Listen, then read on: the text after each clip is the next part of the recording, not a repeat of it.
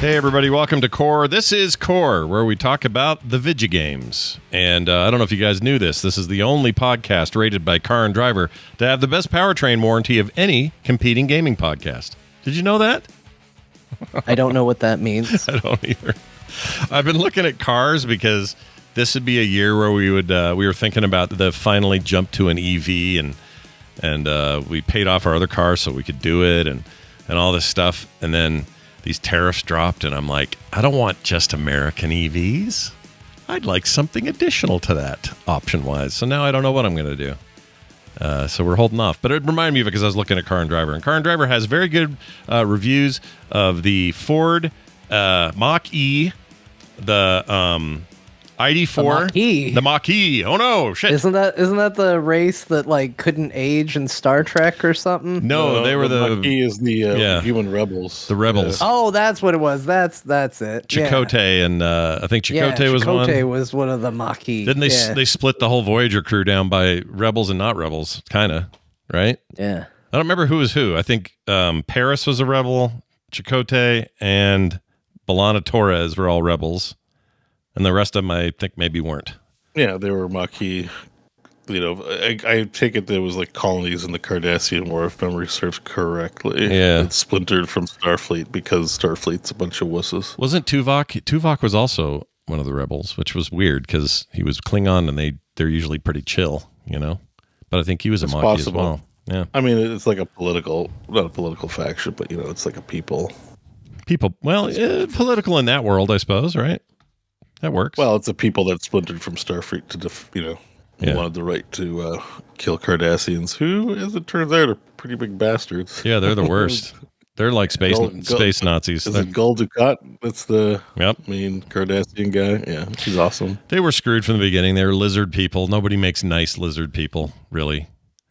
Not often. No. They definitely have a weird culture, like Romulans on steroids, you know. Mm-hmm. I liked them, though. They had those cool neck things, like the neck muscles that were like all snakish down the side. And that seemed awkward, though, to me. I always felt like, you know, when somebody's way too ripped and you're like, how do they reach behind their back or turn around well? Mm-hmm. Like, I always thought that would be the Cardassian problem. Yeah, it's kind of like Batman in the Michael Keaton suit. Just kind of, yes.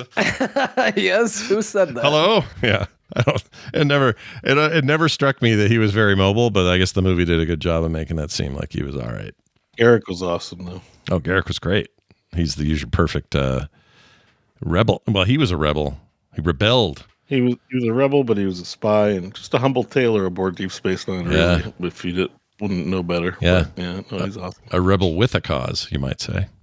Anyway, hey, everybody, we're going to do a show. We're going to talk about video games, and we have a big topic today. And a lot of you have been going, hey, you guys going to talk about Nintendo? We are! Wow. Big Nintendo news. The Nintendo Switch has been revealed again! No, you're not really beating the allegations about being a Nintendo hater that are getting thrown at you by characterizing people who ask us to talk about. I know, which is about Nintendo. Yeah, which is lame. It's so dumb because I'm buying this day one. I don't know why they think we're not going to be into Nintendo. I always have. I love Nintendo. I saw that. I went to our core Discord, and the chat has been aflutter with conversations about this topic.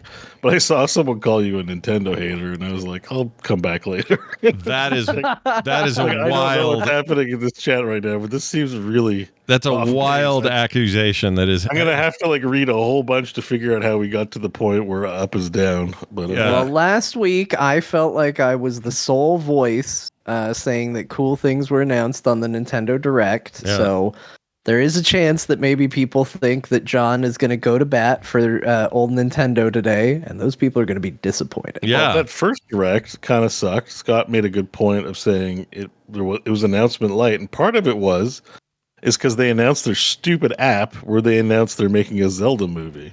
Oh, right. But they didn't put it in the Direct. They put it in the app. Yeah, I forgot about that. To reward you for downloading the app, I guess. But what? I'm already watching your Direct. Like, when is enough? Come on, Nintendo. Yeah, that first Nintendo thing, it really boiled down. If people took from that I'm a Nintendo hater, I don't know how you made that freaking mental leap. But I didn't like that Direct because that Direct was all about a console that's about to go obsolete compared to what they're about to release, and I'm not interested And hey, guess what? The Switch 1's still a threat. No, a week later, you're going to do some big announcement. So what? This is dumb. So I stand by that. I actually really liked yesterday's Nintendo Switch 2 Direct. And we'll get into it. We'll find out what John didn't like. It sounds like something disappointed him. We're going to start, though. Most of it. There were some red flags during it that then proved true at the end. There are a couple of I have one big red flag in the form of what should be a free pack-in. That was the first red flag. We have the same first red flag. Yeah, that flag is a big-ass red flag, a really red flag. It's stupid. I hate that. It really preempted the cost of games, but we'll get to that. Let's go through it. Let's go through green flags. All right, green flags first. Green flags. All right, one of the green flags was hopefully that we were going to get a decent price point. Now, here's what happened. This is my current theory. We are now in the midst of some of the stupidest tariff stuff happening in this country in the history of ever. And I mean, you say that, but those penguins have been taking advantage of the U.S. Freaking Australian penguin island. It's so dumb that they put that on there, but what do you expect? But anyway, the point is that here's my prediction. I thought U.S. price was going to be $399 and $440. $399 for the base unit for the Switch 2 bundle that includes Mario Kart World, which we'll talk about later. I thought that would be like $440, $449, something like that. Everything's about $50 more than I thought. I don't think this is, if you do the math and go back in the history of it all and account for inflation, this is the most expensive Nintendo hardware they've ever released, and that's accounting for inflation. It may not seem like it in 2025, but this is the most expensive piece of hardware they've ever put up for sale.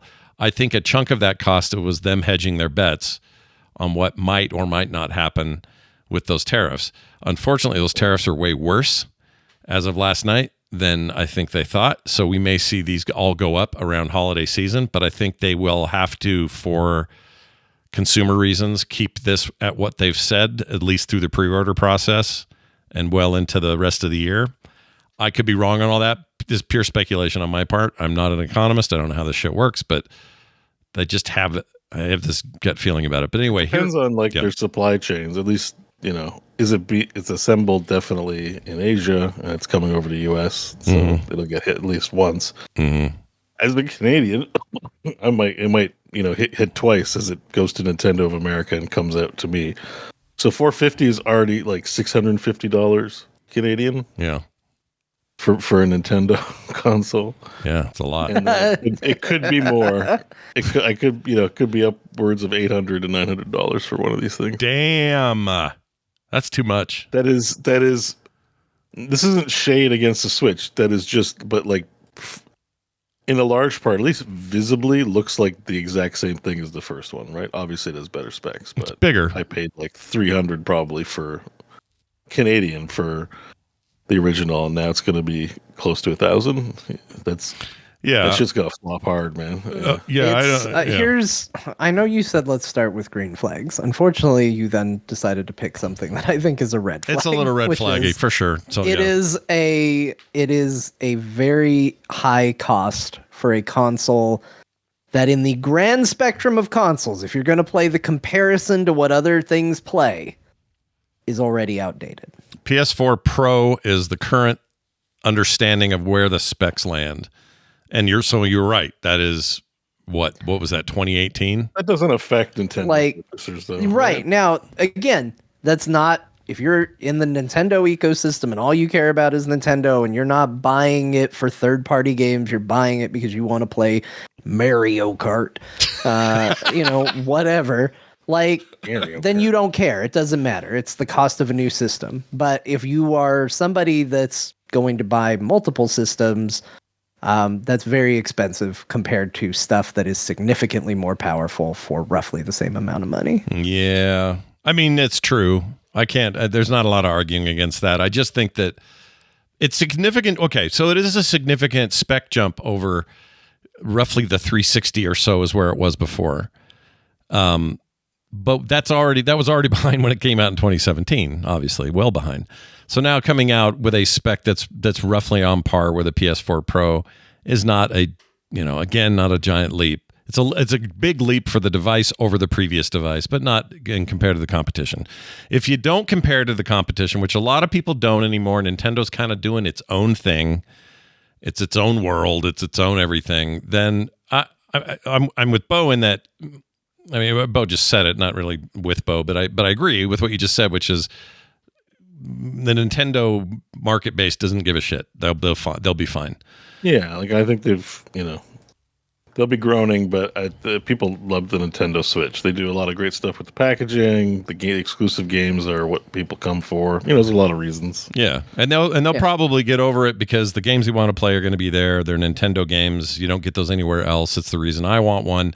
There's a few advantages, but before we get to those, let's talk about the price breakdown per area in the world. So Amarillion, I'm not saying it right, Amarlian, in our community, I never say his name right.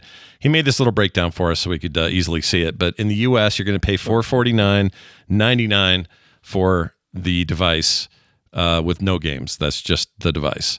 We'll get to what is included in a second. The UK is going to pay $395 pounds 99 pence.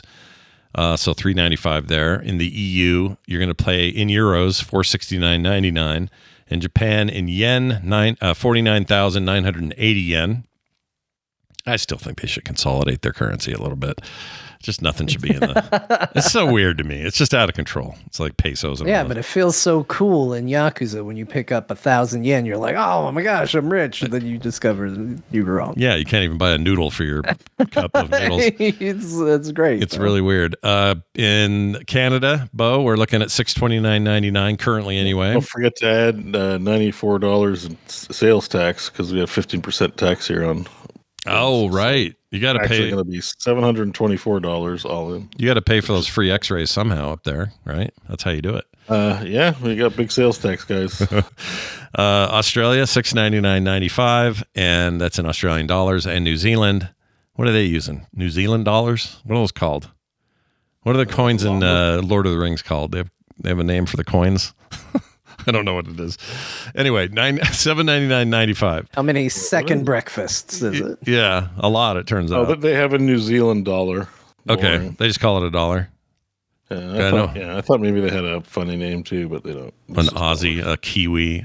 No, those. That'd be funny. That'll be 1,000 Kiwis, please. If you look at the bundle, which is again with Super Mario Kart World, $4.99. So basically $50 more everywhere you go. 50, roughly. Actually, it's funny. I'm reading Wikipedia. It's informally called a Kiwi dollar. Is it really? Yeah, according to Wikipedia. They should call it in the context of currency trading, the New Zealand dollar sometimes informally called the Kiwi. Or Kiwi dollar. Wow. That's great. That is a great case of you wanting something to be a case, and then it is. Yeah. They should call it the Watiti for Taika Waititi since he's such a fan. Or a Peter Jackson. Or whatever. Whatever you want to do. It's Australia. I think Peter Jackson's something that happens at a CD bar.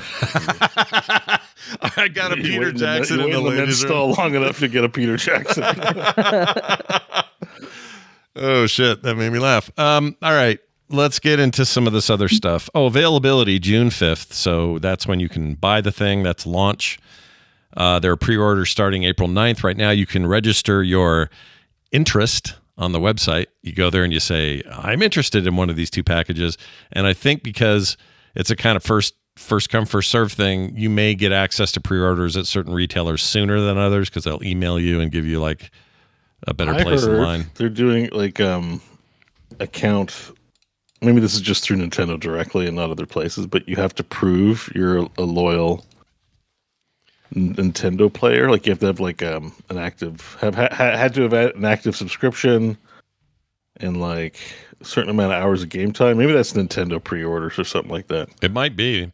And also, like it's to avoid scalping. Like it's an anti-scalping measure, so like you can't just pre-order it as like someone without a proven account. So they're going to look at your account statistics and allow pre-orders for the best Nintendo customers. Now that the USA, the United States of America, is scalping, essentially, who are the scalpers now? If the U.S. is scalping everything by adding tariffs to everything, what are the poor scalpers going to do? Am I going to find these on eBay for like $3,000?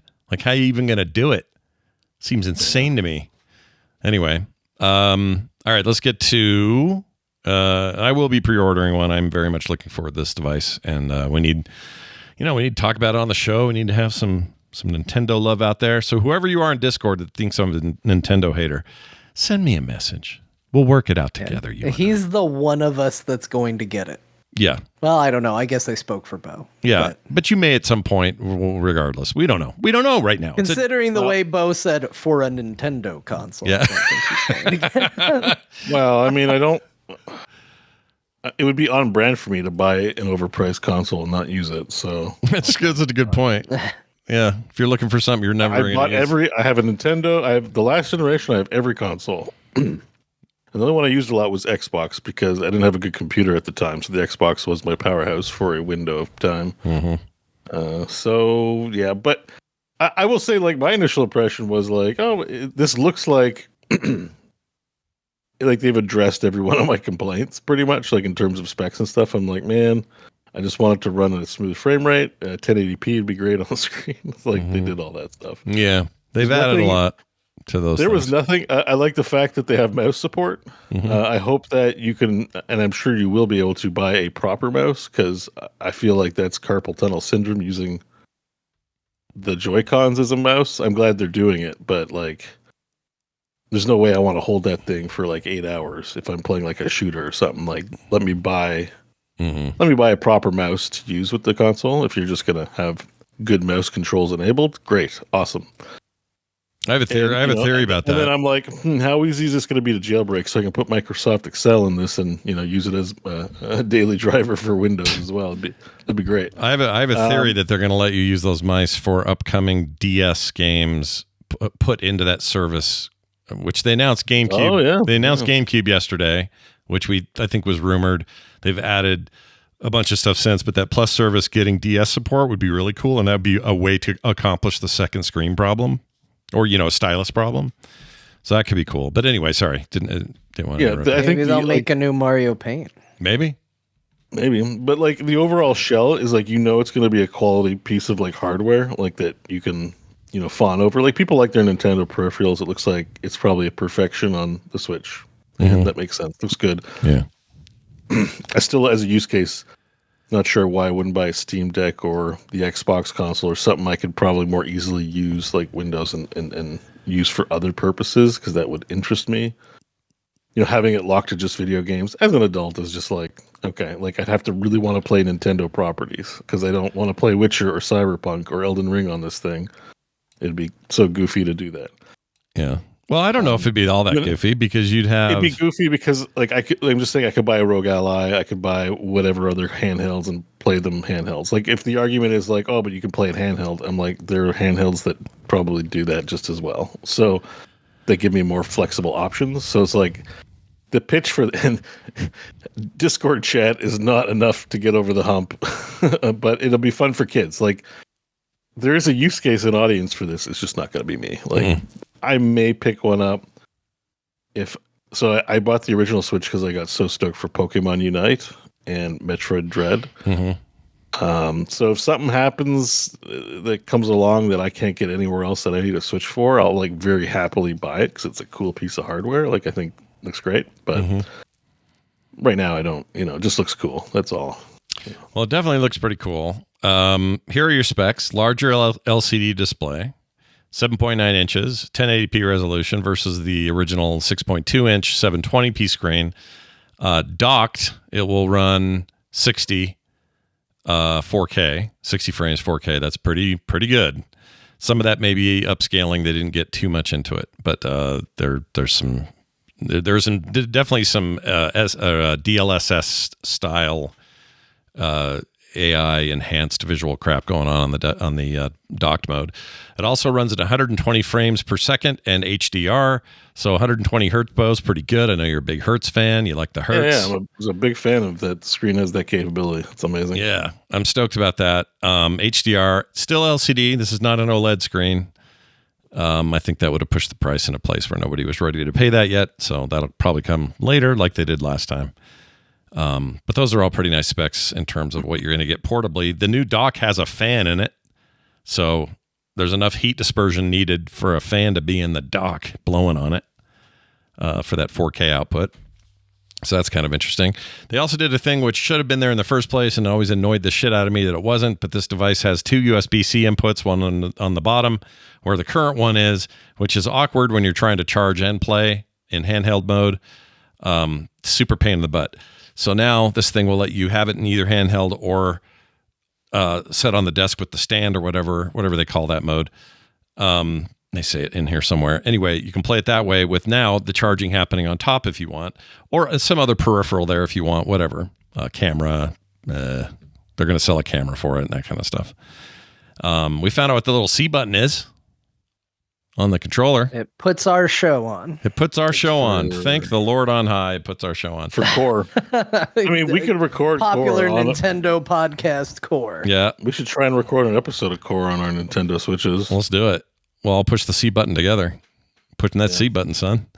Yeah, that's what that's for. That'll let you chat. Yeah, it's not for Core. Yeah. Just to be clear, that's not what it's for. Yeah, it's to let you talk to each other, to your friends, but it's not meant to listen to Core or make Core. So there's that. But you can use it to communicate. It has some audio technology to let people's voices cut through sound and room noise and game noise. To be nice and clear and all that is what they say. The 2 other competing devices, or at least Sony's, let's see. Yeah, Sony's has the little speaker and you can talk through it, but it doesn't sound very good. So hopefully this is an improvement over that. Also, yeah, they went through great lengths to say like, because if you're in a lobby with some people you don't know and like you accidentally press your C button and you're hearing some people go at it. Apparently it cuts down on the background noise or whatever. Yeah, you're going to hear less parents going, "Why didn't you clean your room if you're on the Nintendo? Shut up, Mom!" Yeah. Yeah. So they I'm like, they went through great pains to just say like, hey, we put directional microphones in the controllers. Yeah, essentially that's it. They like to do it. I'm not super. Yeah, I feel like this is very gimmicky and maybe fun for the kids, but I'm like, I'm hard pressed to think this is going to be a good feature, considering when they showed it running at like 2 frames per second, anyway. So yeah, I don't know. Yeah, that didn't look that great, but the games themselves, current games up res to 64K. The Zelda games are really going to benefit from that. In terms of functionality. Right now they're on this video we're watching, they're showing their phone apps integration with like Tears of the Kingdom. This feels very much like Microsoft's attempt to have your tablet off to the side doing secondary game stuff. I don't know why Nintendo thinks they're going to solve this unneeded feature, but it's time. Maybe they will. I don't know. That's a weird thing I will probably never use. But maybe, I don't know. Let's see what else. 3D audio, compatible headphones have to be used there, of course. That can support 3D audio. It comes with 256 gigabyte of storage versus the way too small 32 gig on the original. So that's a welcome change. I'd prefer a 512, but again, Nintendo always feels a generation behind, so why not on the hard drive?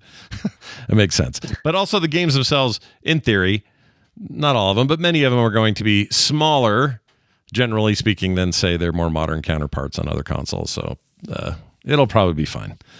Let's see. I mentioned the 4K output is compatible games, so the games need to support it in order to do it. Whether they allow any kind of third-party upscaling, we don't know yet. That's still to be discussed. And they're the same size carts as the other ones. So your old Switch carts, and they didn't say whether it tasted bad. That whole flavor thing they added. I would assume it tastes bad. Yeah, because that worked. I think got kids not swallowing cartridges, as far as I know. I had a baby taste one once. A baby I knew. It wasn't like some random kid in the mall or something, but it was a baby in our family, and put it out and let Ramona lick the edge of it, and she looked like she had just tasted the devil's finger. She was so not into it. So I think it actually worked for him to do that. Yeah. I did it once. It's real nasty. Beau, I recommend taking out your what was the game you bought? The Dread one. Metroid Dread. Just give it a lick. Give it a lick. Do you have it handy right there? Can we do it on air? No, I just believe I don't believe everybody. I've heard enough people say it tastes bad that I don't need to lick it to know that it tastes bad. So you're not in at all on that. You don't want to lick it. You're not into it. Okay. All right, that's fine. You don't want to lick? Dread was a digital purpose, but I think I lent out Zelda. I don't think I have a cart. I have a Super Nintendo somewhere, though. I can lick that. I don't think those had the flavor. They were too big to swallow, so you're probably okay. Anyway, I assume those will be treated the same. It's a dumb thing, but I always like talking about it. Let's see. You're going to need to upgrade your micro SD situation to be express cards. That's the newest standard, fastest standard for micro SD cards, because the current SDs are not supported. You need the faster ones.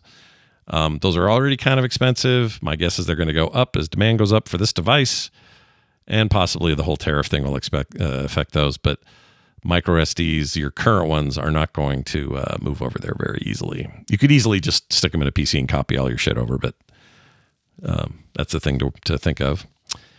Most games are backwards compatible, both the cartridges and the digital. They didn't get into which games weren't backwards compatible, but they showed a ton that my immediate impression is that most everything is.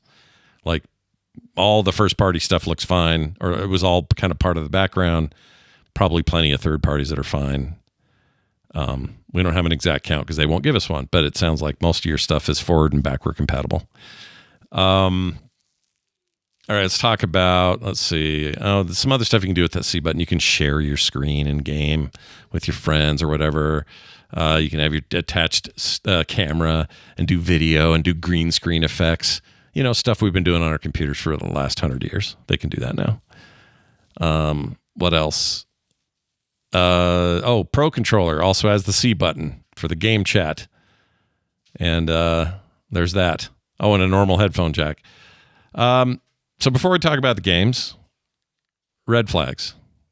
One of them is a game. Well, let me, before I get on red flags, because most of the red flags are game. Give me a green flag. Let's do it. Really. Honestly, I thought this whole thing looked good. You know, I think I looked at it and it was probably, I know the Switch is not a console for me, but it was the closest I got to going, you know what, I think I would maybe consider getting one of these. Mm-hmm. As I was watching them go through the presentation. I didn't know what it cost yet, but just based on what I was seeing, I was like, yeah, you know what? I might be okay with the Switch 2. This might be all right. This seems kind of cool. Like, it seems like kind of a universal upgrade across the board. And I think that, again, if you're in that ecosystem, the analogy that immediately comes to mind is I just got back from that California vacation we talked about. I was in Disneyland, and Disneyland was very busy. We didn't get to do a ton of stuff. My wife was like, you know, next time, maybe we just go someplace like Knott's Berry Farm, someplace that's not going to have as many people. And my response to her was, yeah, but it doesn't have the Disneyland stuff. Yeah. And it's like, if you're the kind of person that just wants to go ride rides and be out and do things, there are vastly better experiences out there to have. But if you want to fly the Millennium Falcon, there is one place where you can do that. And you got to take everything that comes with it. And it's sort of the same philosophy here. There's a lot of things, and we're going to talk about them, that are great and that aren't so great about the Nintendo consoles in general. But if you want to play Mario, and if you want to be in the Nintendo ecosystem with what they do, this is where you have to go and do it. And so that's either worth it or not to you, is ultimately what it comes down to. Yeah, I think you're right. Also, Disneyland, more like Disneyland. Yeah, got him, man. Yeah, busy and business. Yeah. Yeah. I thought it meant businessland. Busy or business. Yeah, either one. Either works, business, I think. Yeah.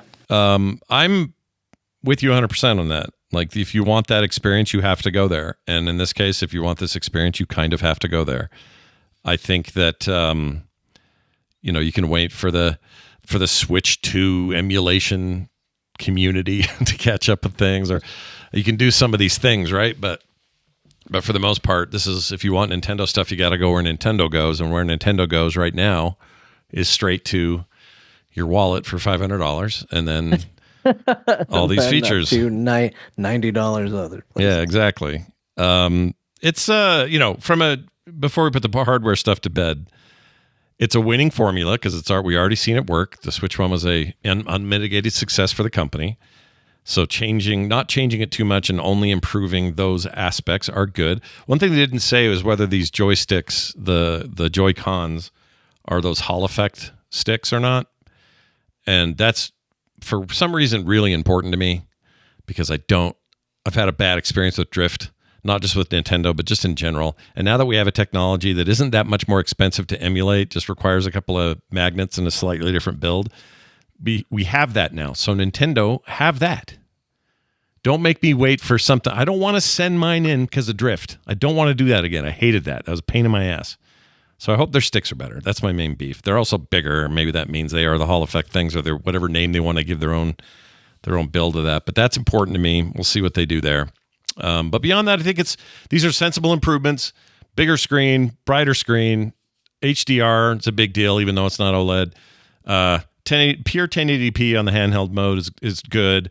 That refresh rate is very good, and it's better to have the ports where they're at and a fan in the thing to give you 4K on TV. I think these are all good things, but none of it is like wackadoo like they usually do. Like, look at the change from last time. Holy shit, the Wii? What is the Wii? And then what's the Wii U with that giant pad? And then what's the Switch? Like, it was these major changes over these generations, and this time it's more incremental. More just perfecting. Yeah, it's very incremental. You're right. Yeah, which is different for them. So they made a big. You can tell because they made a big deal out of the C button. They're like, we have a new button. It's C. Yeah, it's for Discord. It's for C. Okay. C is for Discord. That's a fun thing to say. I don't know why, and but maybe the Joy-Cons operating as mice is Again, not that impressive, but for Nintendo, it's a step. Well, what if what if reviews come back and say Metroid Prime 4 with a Joy-Con as the mouse is the ultimate way to play? What if all your they showed that, I think. Yeah, I mean it probably does feel better to play with, assuming it feels okay to hold that. I'm kind of in Beau's camp where I can't imagine doing that for any extended period of time, but yeah. It probably is a better way to play Metroid Prime. Yeah. And it's a gateway, again, I'll say it again, it's a gateway to more Mario Paint, which is a game that deserves a sequel. Yeah. The one game they showed is that you could play Civ with the mouse. Especially Civ is a one-handed game. Yeah, Cinder Jones Scott. Yeah, it is. Hey, Cleopatra. Hey, Captain the Great. But you don't need for Metroid Prime, at least I'm thinking about WASD, you probably need both controllers, even if one is behaving as a mouse, probably. Yeah, probably. Yeah. But Civ, you can get something flat and sit on your couch and do couch Civ with a mouse. I've done it on my PC where I've been playing Civ 5 with a mouse and on the big screen TV. Sure. And and that seems like a better way to enjoy Civ on your Switch. I know there's people who swear by console controls. Maybe they're fine. I don't know. Personally, that's appealing, right? Oh, I can play. If I wanted to get Civ on my Switch, I could play it 1-to-1 with the PC experience, it seems like. Yeah. Yeah, I need to see more about what you were saying about WASD. I assume it's just the other stick. Like you said. I think it's the WASD's the other, stick does WASD probably. Yeah. I don't think you could just one-hand Metroid Prime. No. Even though Samus is kind of one-handed, but yeah. I think that the Prime games, one of the hallmarks of them is that they played really great with controllers and no mouse needs, and they were fun that way. They were almost their own experience because of it, the way they built it. So I'm kind of don't care about that. I just want to play Prime the way it was meant to. I think they probably had a lot more auto aim than some people would prefer. Well, they designed around it. They designed with it in mind. It wasn't a game that required the, insane accuracy. It used the lock-on system. They made the most of what they had. Yeah. And gave you a good experience in spite of it. So it might not be necessary, because unless they're building Metroid Prime 4 with that in mind, and that would be weird because it's technically a Switch 1 game. Mm-hmm. I would assume that it's still going to play more like the first two Metroid Prime games. Yeah, then. Which is kind of what I want, if I'm honest. I didn't go to it because it was the next generation of shooter. I went to it because it was Prime in FPS mode, or it was Metroid in a first-person view with these somehow crazily getting that world right and making me a shooter out of it. It was just I just love those games. Yeah, Doom the Dark Ages might be coming to Switch. Oh yeah, that's true. Let's see how that goes. Well, we know, I already play that on controller, so it's not a big deal, but Cyberpunk coming is Cyberpunk's going to be there. Yeah. So that's all good. All right, well, let's talk about the games themselves for a second. They announced an enhanced. I'm not going to talk too much about this one because it's just not a big deal, and I'm not going to talk about the remakes or the ones that we sort of expected are already there. But the enhanced, most recent Mario Party game is a thing. Then they got right to Mario Kart World, which looks pretty fantastic. It does look pretty good. Mario Kart World seems like the game that if you can't live without is the reason you're getting a Switch to. Yeah. Like, I don't know, John. I kind of maybe I'm overthinking it, but I was getting like Burnout Paradise vibes from the structure of the thing, which is now this big pull the camera out. It's a whole world, and you seamlessly go from, you just ran 3 laps on this track, and you actually literally go off road and find your way to the next area, and you can do races and activities based on stuff you just kind of come upon. It's not exactly like, it is open world. You're encouraged to go screw around in it. There's a whole mode for doing nothing but that. But it seems like they really wanted to open it up and have it be seamless and, not just contained races and stuff like that. This looks really cool. And yeah, it's funny because my first impressions of the game are going to make it sound like I'm dissing on it, but I'm not. I actually think this looks good, and this is all of this Nintendo news I wouldn't have cared about if there wasn't something I wanted to play on it on. Like you could say, and the games are going to cost $300, and be like, oh, I don't want the console, so who cares? Mm-hmm. But I do think this game looks good, but I will say my first impression of it, I was like, why does this Mario Kart look so generic and bland compared to the other ones? Mm. And then they did it's a whole open world. I was like, oh, well, that's why, because they're not focusing on narrow, very limited in scope tracks, mm-hmm. and they're giving you a lot more space to explore and do. And when you take that into account, all of a sudden why it looks so different than other Mario Kart games makes sense. And I think that's a cool change. Mm-hmm. Overall, I was like, okay, great. That explains it, and it explains why it looks the way it looks. And I think that's a cool thing. It makes me want to play the game. Yeah. This was easily the one thing that I was like, oh, that's really neat. That does make me almost want to switch to. It right being there. An open world, does it make it like an adventure game like Link? Do they have a mode where it's like... Not that they said explicitly, but it does seem like it's more like you can explore everything, the whole world, off-road, on-road, wherever you can go, just do it. But part of the racing is this race is done. Now we enter this road that connects us on the highway to the next race.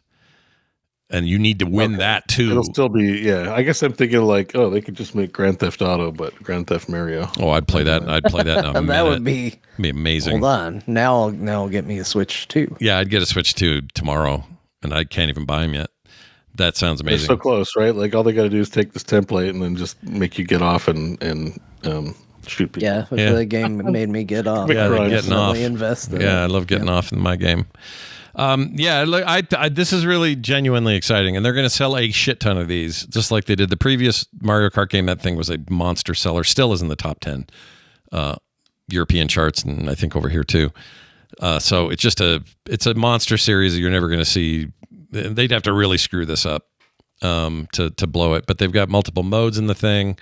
They announced some of those. It seems interesting, but it's also very much in the vein of what you expect from, Mario Kart. You're in a cart, and you're Mario karting. All right, so you get a lot of that. Or you're a cow. Or you're a cow. Sometimes you're a cow. Yeah. Literally in the menu listed as cow, which I think is great. Cow. Yeah. What is that cow from? Like the N64 barn one? He's like a background? Yeah. Okay. Remember when the race went through a farm and there were cows? Now the cows joined the race. Okay. That's fine. Fine. Fine. If cows want to join, sure? that's fine. Fine. Sure you feel that way about it? I kind of do. There's also some definite Sonic. What's the name of the Sonic racing series? Sonic Racing. Is it just called Sonic Racing? World Racing or whatever it is? There's a few, but yeah, Sonic Worldwide. There's like Sonic R Racing. There's Sonic Racing Transformed, Sega All Stars Racing. Whatever that is. Those games have this transition thing where you're flying sometimes, driving, your thing transforms into whatever it needs to be. And it feels like they're doing this here, like straight up lifting some of those mechanics. So you go from that car just transformed into a watercraft.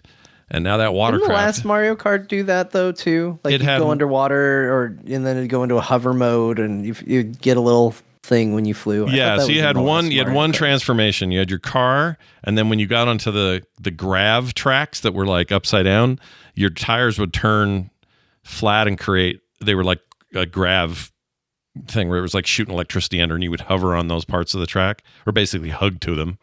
And then when it turned into road again, they would turn back into normal tires. So it kind of had a little of that. But this thing's like, these are jet skis. Now they're airplanes. Now it's a little hovercopter. Now it's a car again. So it seems like they're just going a little bit deeper in that. And I'm here for it. Sounds like fun. All right. Also, I heard yesterday, and I can't find any confirmation of this, but they think that thing on its own will sell for $80 US. Digital, $90 physical. Oh, I hadn't heard that. Kart Yeah, is $90. There's that Beau tone again. Mario Kart is $90. Well, I gotta whip out the old. Hey, we have found red flag number 2. Yeah, there is a rumor that I think it's mostly confirmed. They said that again, whatever some means, Nintendo games will retail for $80 for the digital version and $90 for the physical version, which is a bit more crazy when you learn that the physical editions of games, again, in some cases, do not actually contain the game on them. Yeah. So with taxes in and using the XD converter, assuming this will still be the price, $90 when it hits Canada because of importing. Yeah. $144. Oh. No thanks. I'm not even looking at the yen on that. So, I don't think there's a Mario Kart in existence that's worth over. You can spend $90 to put a thing in your Switch that then goes on the internet to allow you to download a thing that would have been $10 less if you just download it to play it. Yeah, some of this is already happening on other consoles, and it's egregious there. But now you're asking for $90. Thing about Nintendo too is like as an ecosystem. Like, if I don't want to spend full price on something on Steam, I have like I wishlisted, and I've got a reasonable shot at getting it at a good deal if I can wait, right? Yeah. Especially the first party stuff, like, because I've followed some of that to see, like, maybe if one of these goes cheap, I'll buy it. It takes forever for those sales. They barely ever happen, and they're never great. Well, Nintendo sales are notoriously it's bad. Very rare. Yeah. You might find that's when I learned I'm not invested in Nintendo anymore. And it was a little bit sad as somebody that used to love all their consoles and everything. That was the moment is someone in our Discord one day said, "Hey, the big Nintendo sale is going on." And I went, "Oh, you know what? Maybe it's worth dusting the Switch off. Let's go see what they have." And I looked at all the prices, and the sales price still felt too expensive for everything that it was. I was like, this is still way too much money to spend on these games. Yeah. And then I went, you know what? I don't think I'm a Nintendo gamer anymore. Yeah. And that was a little bit sad to realize and a little bit freeing because you know what? I'm not going to spend $90 on Mario Kart and I'm going to feel fine about it. No, but you have to love what they're doing with games enough to be like, I will spend a premium on doing this, right? Yeah, and lots of people will. But also keep in mind the bundle of the device with Mario Kart World is only $50 more than it is without it. Best value, Scott. Yeah, best value. It's whatever's next down the line, right? I'm like, there's a whole bunch of other first-party games that are going to launch at 100. Like, you think in the long term, everything I got to buy is probably going to be over $100. Again, where I live in a world where everything I buy on Steam is under 30, unless I really want it. Yeah, I'm a little surprised by that, especially since the industry itself has settled in on this 59 to 69 now for AAA big stuff. Yeah. I kind of thought Nintendo would follow suit because usually they come in lower. When everyone else was 59, they were roughly 49. When people started moving to 69, you'd see them at 59 or whatever the ratio was. It's usually $10 less on the whole. And why they decided to leapfrog everybody, nobody's selling base physical or digital games for $90. Unless No, and it might become a trend with Nintendo doing it, but like Beau said, even if that becomes the trend, which would suck, and that is the one area where I'm like, stop it, Nintendo. That's the one part where I do get fired up because it's like I can ignore Mario Kart for $90, but it's harder to ignore some of these other games for $90. But to what Beau said, if I don't want to spend $90 on a video game, it's real easy right now to go, well, I'll wait and it'll be on a Steam sale, and it will be on a Steam sale. Yeah. That's not true with Nintendo. So I at the end of the day, I'm not that upset. You know, even if that's the direction that it trends for other games, it's like, well, you know, we all have the ability to pay what we want to pay. And if you don't want to pay $90 for a video game, don't, and they will bring the cost of those video games down.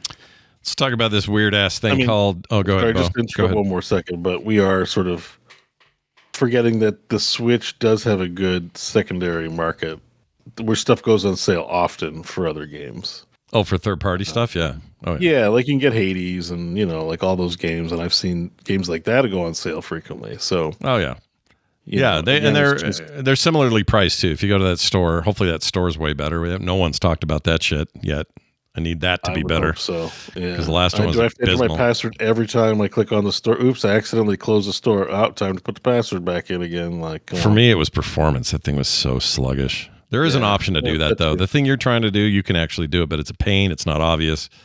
Anyway, it's a bad experience. You need your store to load fast. That's how Steam gets the sales, because you click everywhere. The second you get bored, you're off there. If I've got to sit and wait for stuff to load, like I'm gonna find better stuff to do. And have it get worse the longer you scroll, and it's like every time you scroll, it's like 2% slower, and by the time you're done, you're like, what is this?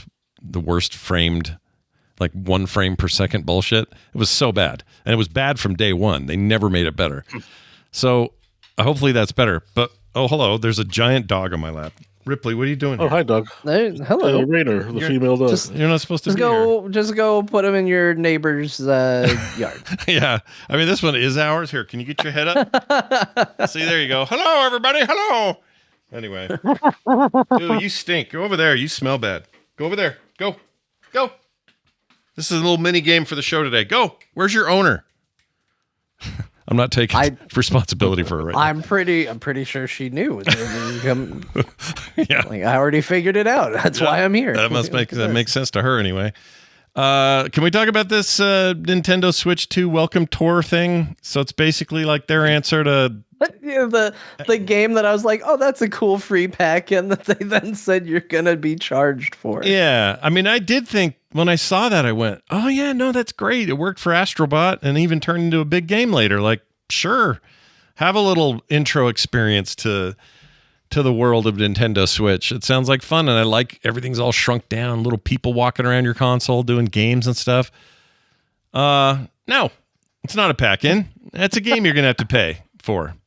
That's like cracked, because even like the Meta Quest has like a free app to be like, let's like get you situated and explore how to. Like, come on, it's stupid, dude. You can't sell a tutorial. Like, what the hell are you thinking? I find it obnoxious that they're doing this. Like, it's downright, straight up obnoxious. And probably at some point they could, like, what they do with the Wii was Wii Sports packed in. I think it was, at least for the majority of its time. Yeah. Yeah, so, it was the free game. Yeah, it was a really what everybody smart... joked about. Everybody bought the Wii. Nobody bought any video games because they just played Wii Sports. Yeah. I'm not playing this until it's free. They have so much nerve. I'm just now brought back to the fact that it's not a single purchase to get access to their classic games. It's like you have to buy a pass, and they have a pass for Nintendo and a pass for Super Nintendo, and they're doing a pass for GameCube. Like, somebody needs to sit their product team down and tell them to chill the F out. Well, I thought now you're scaring me, because I thought that the Plus Pass, which is currently the one that includes anything past NES and Super NES, is also including GameCube. I don't know how they're parsing it out. This is from memory from when I was because my brother likes the Nintendo Switch. They're big Nintendo Switch players, and they have the pass, and I'm like, isn't it just crazy? Like, forget piracy and emulation. Like, you can get all this from an Ambernick on Amazon for $100. Like, I don't know why this old shit isn't a single purchase. You have it in your library. Like, why is it a rental for no reason? I don't even mind that it's a service. I just think it should be affordable and it should let you choose from the whole catalog. You're gonna pay 50 times. Like how Super Mario Brothers 2. Yeah. How like what's that worth? Like $10, $20? I don't think it's like, why are you going to pay a sub fee to pay 10x the street value of Super Mario Brothers 2 right now? Like, it's crazy.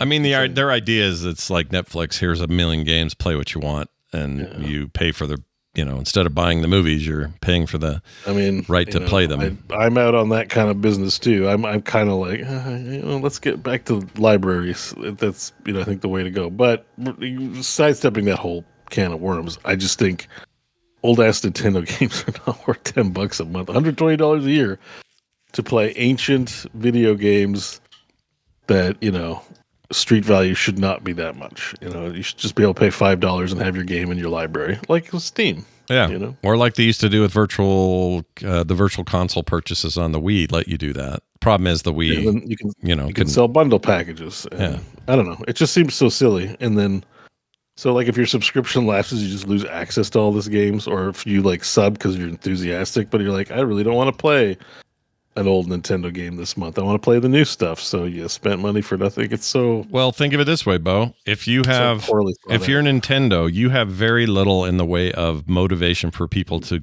come to you for services, except that you have this massive 30, 40 year catalog of stuff everyone loves. And that's an opportunity for a service people would flock to. I know they it's obviously working and they're exploiting that, but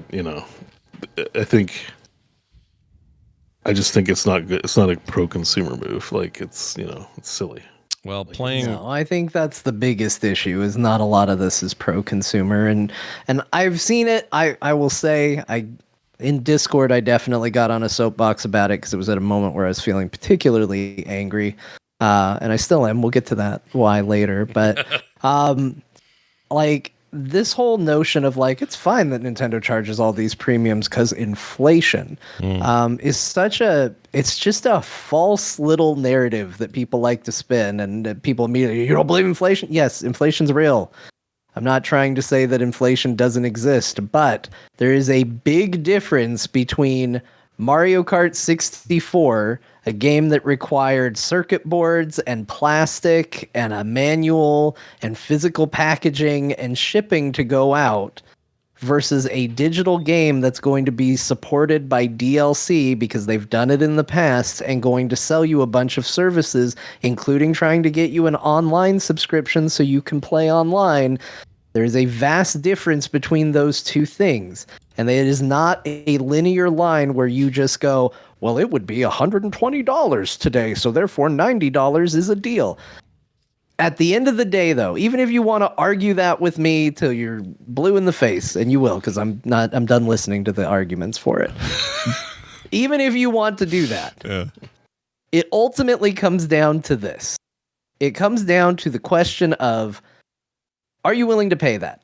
Does it feel good as a consumer? It's not my job to worry about how much a game costs to be made. It's not my job to worry about tariffs. It's not my job to worry about all the little inner workings on how it costs. It's my job to go to a store and say, is it worth, or digital store, is it worth $90 or $80 to buy this video game? And if the answer to that is no, then it is priced too high. Like it's something you are going to have to decide for yourself. And I can't tell you that is too much money for you because I don't know your circumstance. I don't know it. Blue in the face is the idea there. Yeah. I think that stuff, there should be an app. It should be Nintendo Museum, and all the old stuff should be free as part of incentive to even buy a Nintendo Switch console. And they can add stuff every year. And there's no way they don't charge for it. There's no way. Because they lack like vision and they're greedy. But like it should be the draw. If I'm gonna spend $144 on Mario Kart, sorry everybody. I'm gonna at that price. Some of that money should If I'm gonna spend money on a tutorial for your for your console, that should subsidize Nintendo Museum. Like, it's insane. I mean, they're basically free anyway. There's like 100 Ambernicks with the Nintendo Museum on it for free already. Like, just the world is telling you what you need to do, and yet you're being greedy. Yeah, well, they use a lot of that greed to fund lawyers who go after the Ambernicks of the world. And actually, you can't. Are they going after the Ambernicks? Yeah, you can't buy an Ambernick now that includes any ROMs on it. You can buy an Ambernick, but you can't buy Ambernicks on with any ROMs from Nintendo of any kind now. So if you go right now and try to buy an Ambernick, they used to come with an assortment of stuff Nintendo made. They'll come with SNES games and NES games, but all third party, no first party games, because they're getting chewed out by Nintendo or threatened or whatever. I mean, hell, you can't even make a Pal World game without getting sued by Nintendo. So I mean, they sold their own Nintendo Museum, right? Like, you could buy a Super Nintendo or NES with preloaded certain amount of games. Like, so that already exists.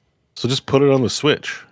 Like, it's, you know what I mean? Like, make it cost $50. Okay, here's 50 games that you could get for the standalone Super Nintendo gift, collector's thing that they make. I don't know if they still make them now. Or you can just buy it digitally and have access to it. Let everybody choose 50 games. Like, you open your Switch 2. Welcome to your Switch 2. Congratulations and thank you for purchasing this device.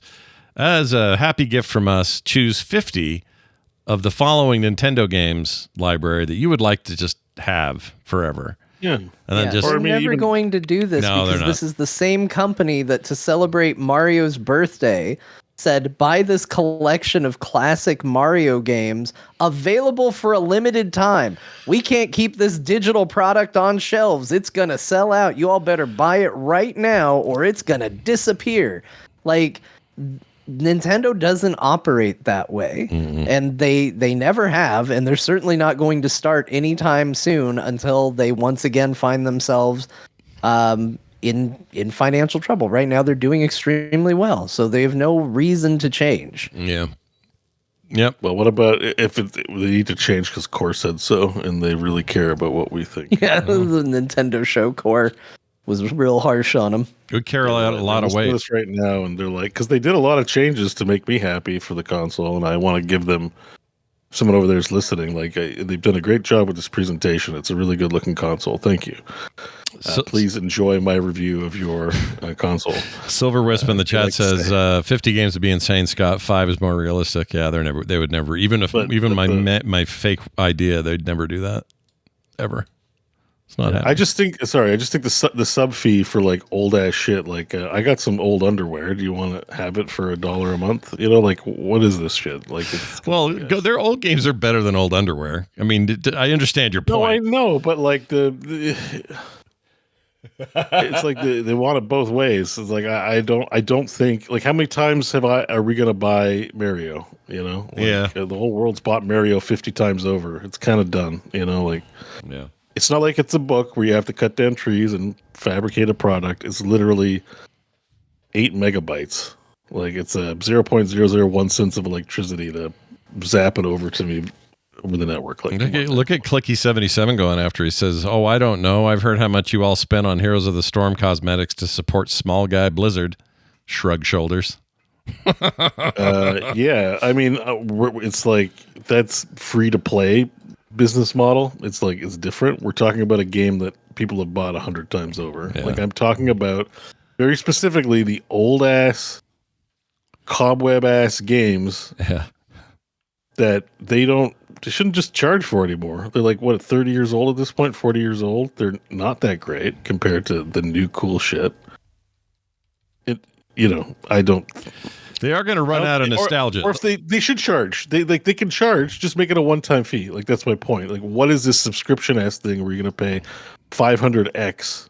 Everyone does it now, because of a lapsed value, and it's because everyone's in the habit of this is kind of like tangential to my whole thing where everything's a sub fee, and I'm just like, I have like sub fatigue. I'm like, I hear a subscription fee and I don't want it. I will be a caveman at this point. Like, I find it like so uncool, so undesirable that unless I absolutely really, really, really, really, really, really need it, or it's for charitable reasons like a Kickstarter or to support a creator, I'm fine with it. But like old ass Nintendo games for a sub fee, that's crazy. Plus they want your sub fee to use their network, to use online features, which I feel there is a rationale for, because they do have to deploy services to make that stuff happen. So I'm more on board with something like that than old ass games. Yeah.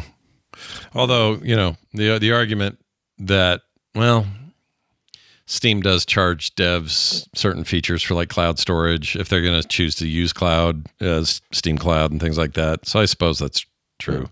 But it's usually not the end user who's paying that. But in all three console cases, they all expect us to pay for their infrastructure. It was really specifically the old ass games. That's all. And the only reason it sparked this conversation was because their welcome tour to the Switch they're going to charge money for, which is just. I saw it too, and I was like, "Oh, this is cool." There's like, oh man, you know, that's always a fun moment. Like for the Meta Quest, when you're like, you get it and you use. They're like, we're going to show you all the things you didn't think of that you can use this for. Like, look how cool this is, and move your hands this way, and that's fun. And that they're going to put that behind a paywall is just. Well, here's what they should have done. I think to have the best of both worlds and kept some really good faith with the customers, and that would have been to have never increased the base price with the Plus model. It was $3.99 that gave you online access. And it gave you SNES and Super NES games. The minute they introduced Genesis and GBA and whatever, N64 now, those games all said, hey, if you want those, you pay us, I think it's $10 a month for all of it. If they would have kept it at $3.99 and in this announcement said, and GameCube's coming, and we're not changing the price, I think people would be so freaking stoked about that. Right. Because you are getting our money anyway. You're just not getting as much as you want. Or as much as you could get, or whatever. That would go a long way to soothe how I feel about it. But they didn't do that, and that's already, that boat has sailed. They did it with N64, and I don't think this thing's going up with GameCube. I wouldn't be surprised, but I don't think it is. I think that's included, and they just should have done that with the OG $3.99 monthly. That would have been really great. And I know it's not a lot of money, but I guess what I'm saying is, it's just. Do something that says your loyalty means more to us than just how can we squeeze more out of you. Yeah, I think my biggest issue walking away from it was that everything they showed seemed pretty cool and seemed pretty neat, but every opportunity they had to do anything customer focused, it feels like they took more away. And it's easy for me to walk away from Nintendo with that being the case. Again, like it's very easy to go, I'm not going to spend $90 on this. Not interested. No, thank you. Yeah. So I would have liked to have seen, you know, something a little more consumer focused beyond just like, well, the system's better. But we're paying for that. You know, it's not like that was given to you. You're paying for that, and you're paying substantially more for it. So what is Nintendo really doing for you? Like, besides continuing to just do the same thing and charge you more for it? Yeah, and like, if Mario Kart World is an example of AAA on Nintendo, then look at something that would be considered AAA on PS5 or Xbox, and those aren't $80 or $90. There's some examples that are. There's some that are high, but mostly those are $69, digital or physical. So what are they saying by this? It's like, well, our cartridges are cooler. No. They're not Nintendo. Like, I don't even have the game on it. I don't. Yeah, I don't. It's like, I don't know what they're. I don't know what they're doing. That part's weird. I don't like it. I don't support it. I say. Meh. All right. Well, what else? Oh, I didn't get to all the games. Hey, you know your friends over there at From Software? They're making an exclusive. This thing's called Dusk Bloods. Which is, I think it's street gangs that go out at night. I think that's what that is. Maybe not. No, it's like Bloodborne, sort of. Vampire-y stuff. Yeah, I heard people call it We Have Bloodborne at Home, which I think is a little disingenuous. It's by the same company. It's not like it's a knockoff. Right. But It is a funny joke. Like, a From Software game is nothing to scoff at. That company is doing quite well. Yeah, they make good games. And Turns out. so this is big news, and I don't think a lot of people had From Software is going to make a Switch exclusive title on their bingo card. So, that's a neat get for people that are, into more mature titles, I guess, on the Switch. Yeah. They claim it's a multiplayer title in the video post. I don't know what that means because I didn't feel like the video presentation was much. I didn't feel pressed to be multiplayer, but maybe that just means like Elden Ring is kind of has some multiplayer aspects, or if it's true co-op, or if it's PvP, or what it is. They weren't real clear, but it seems like you got an interesting sort of fantasy steampunk thing going on here. And this guy looks a lot like... I thought it might be like a Castlevania game. Yeah, that's what I'm going to say. I did for a brief moment think that, did they get From Software to make a Castlevania game? That would be insane. Yeah. And then I got really excited about that idea, and it wasn't that, and I felt bad. I felt worse that my thought wasn't going to happen. Yeah. Yeah, I agree. Look at this cool robot flying and stuff. This is cool. Yeah, a little Django Fat robot. Yeah. Is that what they're calling him? Django Fat? That's great. That's what I'd call them. That's what he looks like. You should. That's been coined now. John gets all credit. I mean, it looks like these are a bunch of weird bosses I have to Souls-like through, and that seems about right for From. So, vampire business. Like he just sucked all the blood out of this guy or whatever he did. The smoke. Well, it looked like he bit their neck and then ate some flies. Yeah, ate flies after that. It was big booby frog. I'm gonna bite your neck and eat some flies. There's some weird stuff in here, but leather pants. Yeah, you got leather pants. And I'll say this: while this looks really nice visually, I do feel like I'm looking at a PS4 game. It just looks like a PS4 game. Like if you think you're going to get the next generation truly with this device, I just don't. I mean, let's be honest. This looks like a nice looking PS4 game. Yeah, and that's fine. There's nothing wrong with that. In handheld mode in particular, nobody cares there. But you're gonna make the From Software fans mad. Be careful. Well, look at it.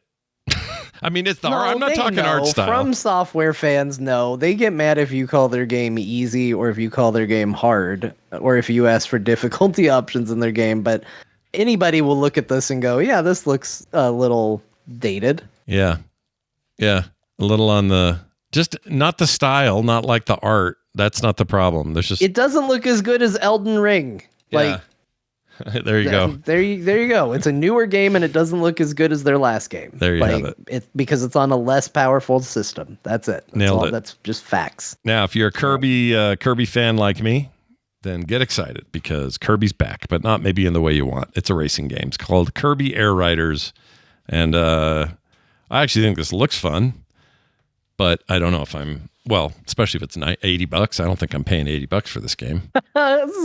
Sorry, I feel like the $80 pallor has fallen over every game Scott talks about now. He's like, well, it's fun, but is it $80? Yeah, like that's a serious issue now. Like I'm not going to be able to just go, well, I'll at launch, I'll make sure I get that Kirby title. No, probably not. And it'll probably never be on sale, so I probably will never play this game. But I like Kirby. And, he should be able to eat what he wants and take your power. And in this case, make a star into a cool jetpack unit.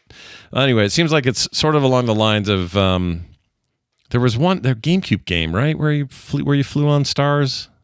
Can't remember what that was.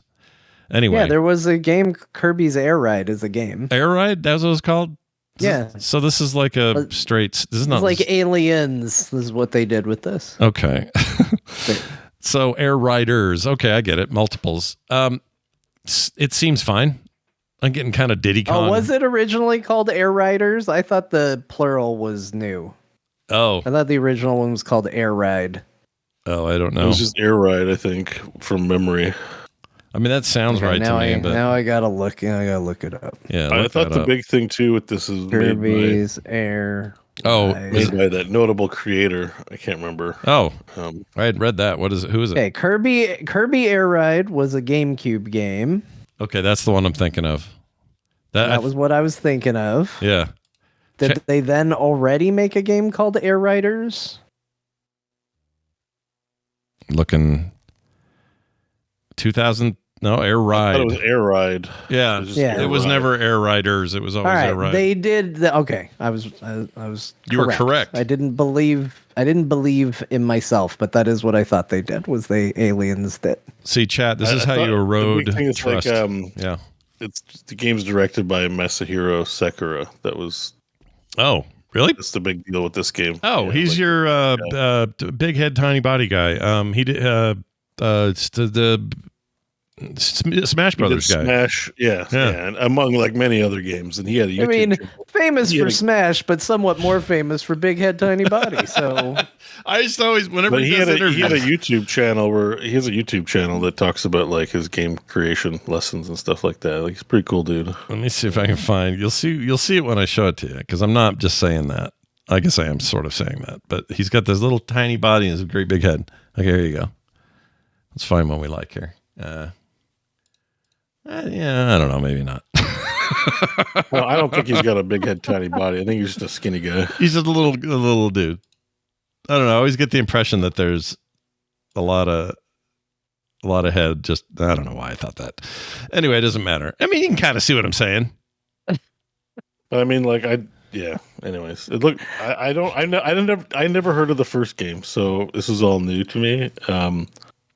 I guess it's like Mario Kart, but in the air. Yeah, like Diddy Kong, I would say. Diddy Kong Racing. It's kind of more hovery. Diddy Kong Racing. I would love a Diddy Kong Racing. This feels like maybe that might be kind of part of what you might get. Kind of a spiritual. No, but I need the whole Diddy Kong package. I know Rare isn't with Nintendo anymore, so it's not going to happen. But I don't care. I like Diddy Kong Racing so much. From the music to Conker not being a character that's a known quantity yet. Oh yeah, that was weird. He's just a sweet innocent squirrel. He's like, oh. He's just so happy, and everything was fine. They could do it. They just, because they own the rights. So with Diddy or with I guess Conker couldn't stay because Conker's not owned by Nintendo. Banjo's in there too. Yeah, Banjo-Kazooie. Oh yeah. So who owns the now? Microsoft owns the rights to Banjo now and Rare. Yeah.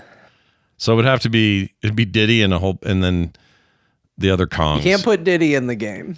Why not?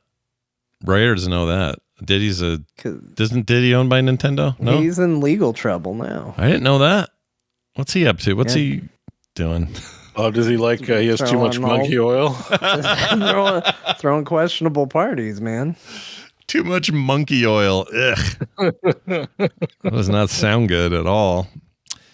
All right. The one I probably next to Mario Kart World that has the most interest for me, whether it's good or not, I mean, you never know till you get there, is Donkey Kong Bananza. And this was also a surprise. We didn't know this was coming along with Kirby and the Duskbloods. But this Donkey Kong vibe's pretty good. You can break through earth. Like, the place is destructible, and he can pound through the ground and rip through rock and like go way deep into the world, and it's that new Donkey Kong face that some people don't like.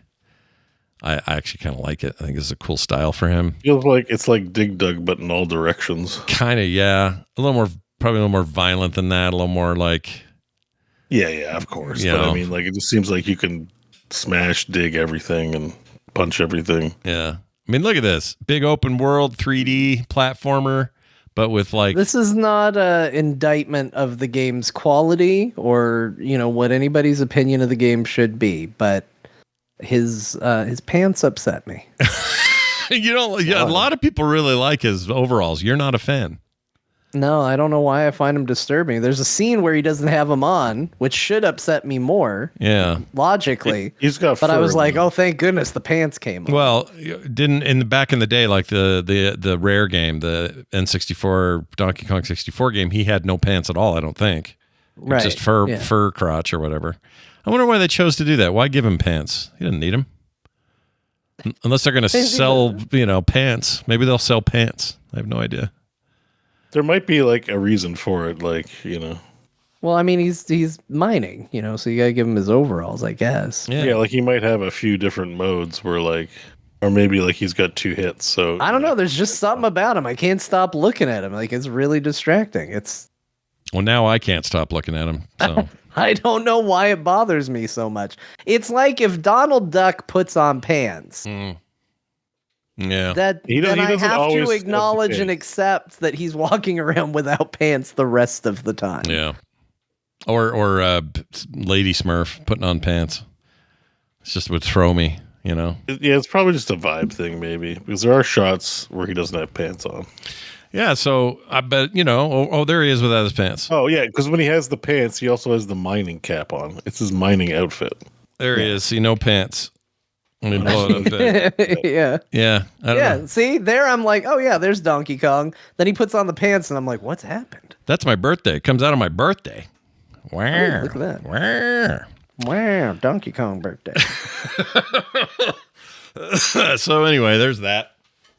And a bunch of third-party stuff we don't have to mention. Hades 2 and, you know, things. They're cool things that'll be great on that console. But they actually showed like 3 seconds of Silk Song, which fan for every base. direct we've ever watched, the chat room, especially on YouTube, is just screaming out, "When's Silk Song coming?" It's been like 7 years or something like that. So That's a way to get that fan base riled up. Show a little Silk Song. yep, I think that was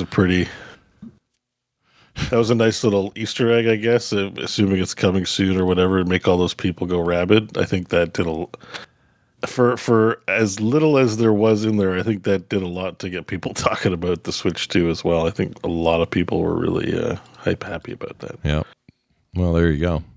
We got a couple of other quick stories before I take our break. I'm going to rip through them. Wizards of the Coast. You know those guys. You already had this in here. Okay, Yeah, big fans of those guys. Well, they're in the news. We'll talk about them. We also have a phone call associated with this. We'll talk about that too. But anyway, Wizards of the Coast continue to be questionable stewards of the Baldur's Gate IP. Sven Vinky says fan mods shouldn't be treated like commercial ventures that infringe on your property. Just hours before Wizards of the Coast retracts its BG3 Stardew mod takedown. They retracted the takedown? They did. So yeah, basically what happened is somebody made a Stardew Valley mod to put in all the characters of Baldur's Gate 3. And Swen, who is at Larian, does not own the Baldur's Gate property, but he is the reason we care about these characters in that game. He endorsed it. He thought it was cool. He came out and said, like, this is an awesome mod.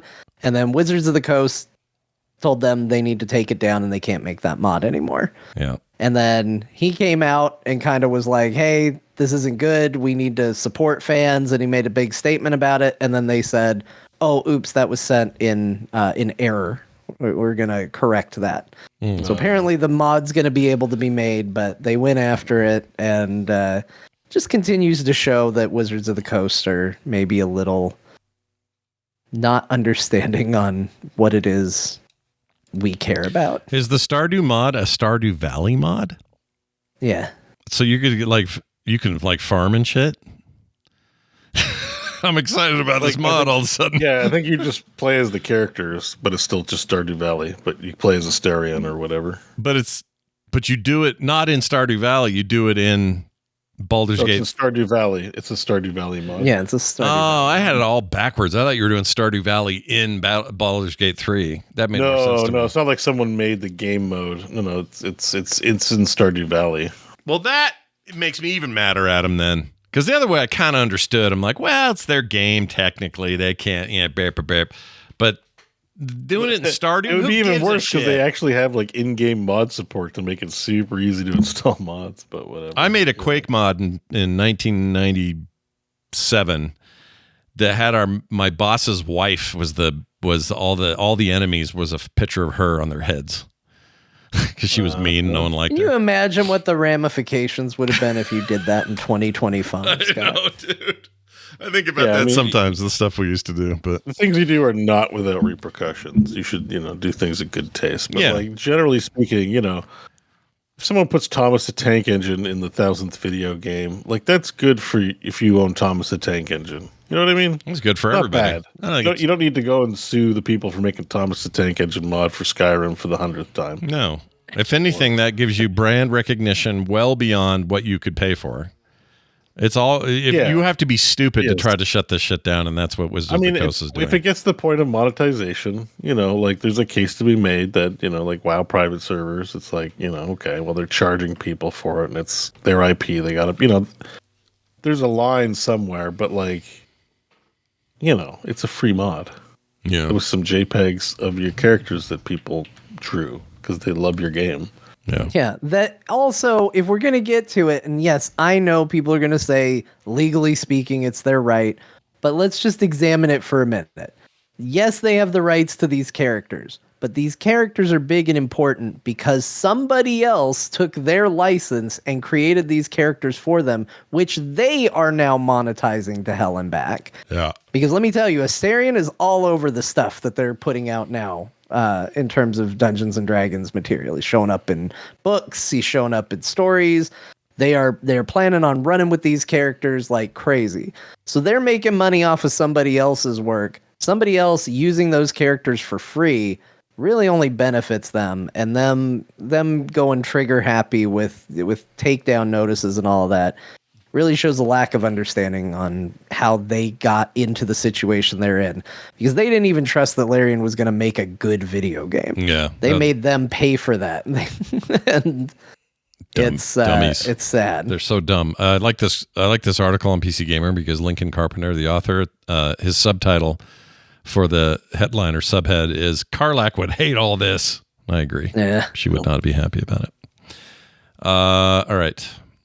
Let's L for W, Wizards of the L Coast. Wizards of the L Coast. That's what the young kids would say. All right, I got a call that's related, so we're gonna play it here. Let's see what we got. Hey guys of Core, this is Will. I was just listening to the most recent episode. You were talking about Baldur's Gate 4 and who might be a good developer, absent Larian. Feel like the obvious answer might be Obsidian. I don't know. What do you guys think? Love all that you do. Have a good one. I mean, I'd love it if Obsidian did it, but I don't know how that would work. I guess they could license. They're a good developer. You can give them any game and any IP. Like they almost feel like the most chameleonic of developers. Beau, who would you want? Do you have a favorite dev? You'd be like, oh yeah, put them in charge. Yeah, we talked about this, I think, last week. I don't know. I think Larian stands kind of unique in the modern day CRPG space. Let them do it again. The scope. I mean, yeah, but like also I'd rather Larian be doing whatever it is they're doing now. I don't even know what it is. I want Larian to make a There'll Be Dungeons RPG. Could happen. How about you, John? What do you think? Yeah, I mean it's a weird answer because I agree with Beau. Like I want them to work on what they want to work on, and I would guess that if they wanted to roll right back into Baldur's Gate 4, they probably could have found a way to do that. And the fact that they're not doing that is maybe what you need to know, that they're working more where their passions are. Mm-hmm. So I don't want to be like, Larian, sorry, you got to do it. But I don't know if I trust anybody else doing it. I think part of the tough thing of the answer though too is like, I'm sated with Baldur's Gate. I just don't need another one. Sometimes you're like, I really like this world. I want there to be more. I'm like, no, the story resolved and it was great. I'm good. Like I can move on. It's like because it's D&D. It's like fresh campaign. Let's do something new, like Icewind Dale or something we haven't heard of before, or Curse of Strahd. Let Larian do a Curse of Strahd RPG or something. Like if it has to be Larian and it has to be D&D, it's like there's better shit than freaking Forgotten Realms, dude. Like do Dark Sun, do like Spelljammer, do freaking... Sure, but in the nature of the prompt being who should make Baldur's Gate 4, I trust Larian to do it. There was a time I would have said, BioWare, that certainly isn't that company anymore. Mm-hmm. But if they wanted to put together an awesome team and try to get back to it, I would continue to try to give them a chance, but that's so far gone from their wheelhouse and what they do anymore. There's no way that would feel good or right. Yeah. But, I tend to agree. You also can't discount they were the people that were doing it originally. That's where Baldur's Gate 1 and 2 is. So, There is a pedigree there. I think Obsidian's also a decent answer. Yeah. I think you just name anyone who's making who has or does make CRPGs. Like it's a little bit of a question with not that much depth. It's like, does the company make good CRPGs? Then they probably could make Baldur's Gate 4. Yeah, I just think that the bar's so high that it would have to be somebody who could take the bar and at least equal it. And that does sound daunting. I don't know who does that or who could do that. The biggest issue is kind of exactly that, because it's like any company could do it, but are they going to be given the time, the resources, and the money to do this? Like, I kind of said it, but chat room already said Larian was funded and employed by Wizards to create those characters. Wizards own them. That's not true. Larian paid for the project. Yes. They paid for that game. So the production time was it was more extended than you typically do because Larian paid the employees to work on the game that long. Yeah. And I think the pre-order sales, like the early access, was a great success that allowed them to extend early access for as long as they did. Yeah. Yeah, they nearly went into financial problems because of the game, because they were spending so much on it because it wasn't being funded by somebody else. And so with Wizards now being responsible for it, I have a feeling that whoever it is that makes the next game are going to be told to get it out quicker and get it out cheaper and get it out, Yeah, make it better than Baldur's Gate 3, but do it in 12 months. Yeah. Let's go. Yeah, and I don't think anybody can do that. But I think given enough time and effort, a lot of people could make something awesome. And so, I think that's why I tend to say Larian, because they would put in the time and effort and care to get it done right. It is funny when you said BioWare, my brain had a little hiccup because my first instinct is to go, oh, gross. No, please don't let them do it. And you what a change, right? You almost forget it was them who started it. It was them that blew our minds in 92 or whatever it was. And I completely kind of they have gone off there. They did 1 and 2, like Black House Studios. It's jacked up in my head now. Well, anyway, it's just a company is made up of its people. I think their specialization is shifted away from that stuff. I think you're right. Era, sure. Yeah. South Korean game studios are trying to get us more Starcraft because they know what's up. They know what we like. They know what we need. Yeah. You think this turns into anything? Do you think this is actually a deal, Beau? Something to be excited about, or are we all just hoping against it? I think again, you have imagine you own basketball and the world. Wow. Sorry, I imagined it. Yeah. Or imagine it's baseball, America's pastime. Sure. Or hockey, Canada's national sport. Imagine you own it.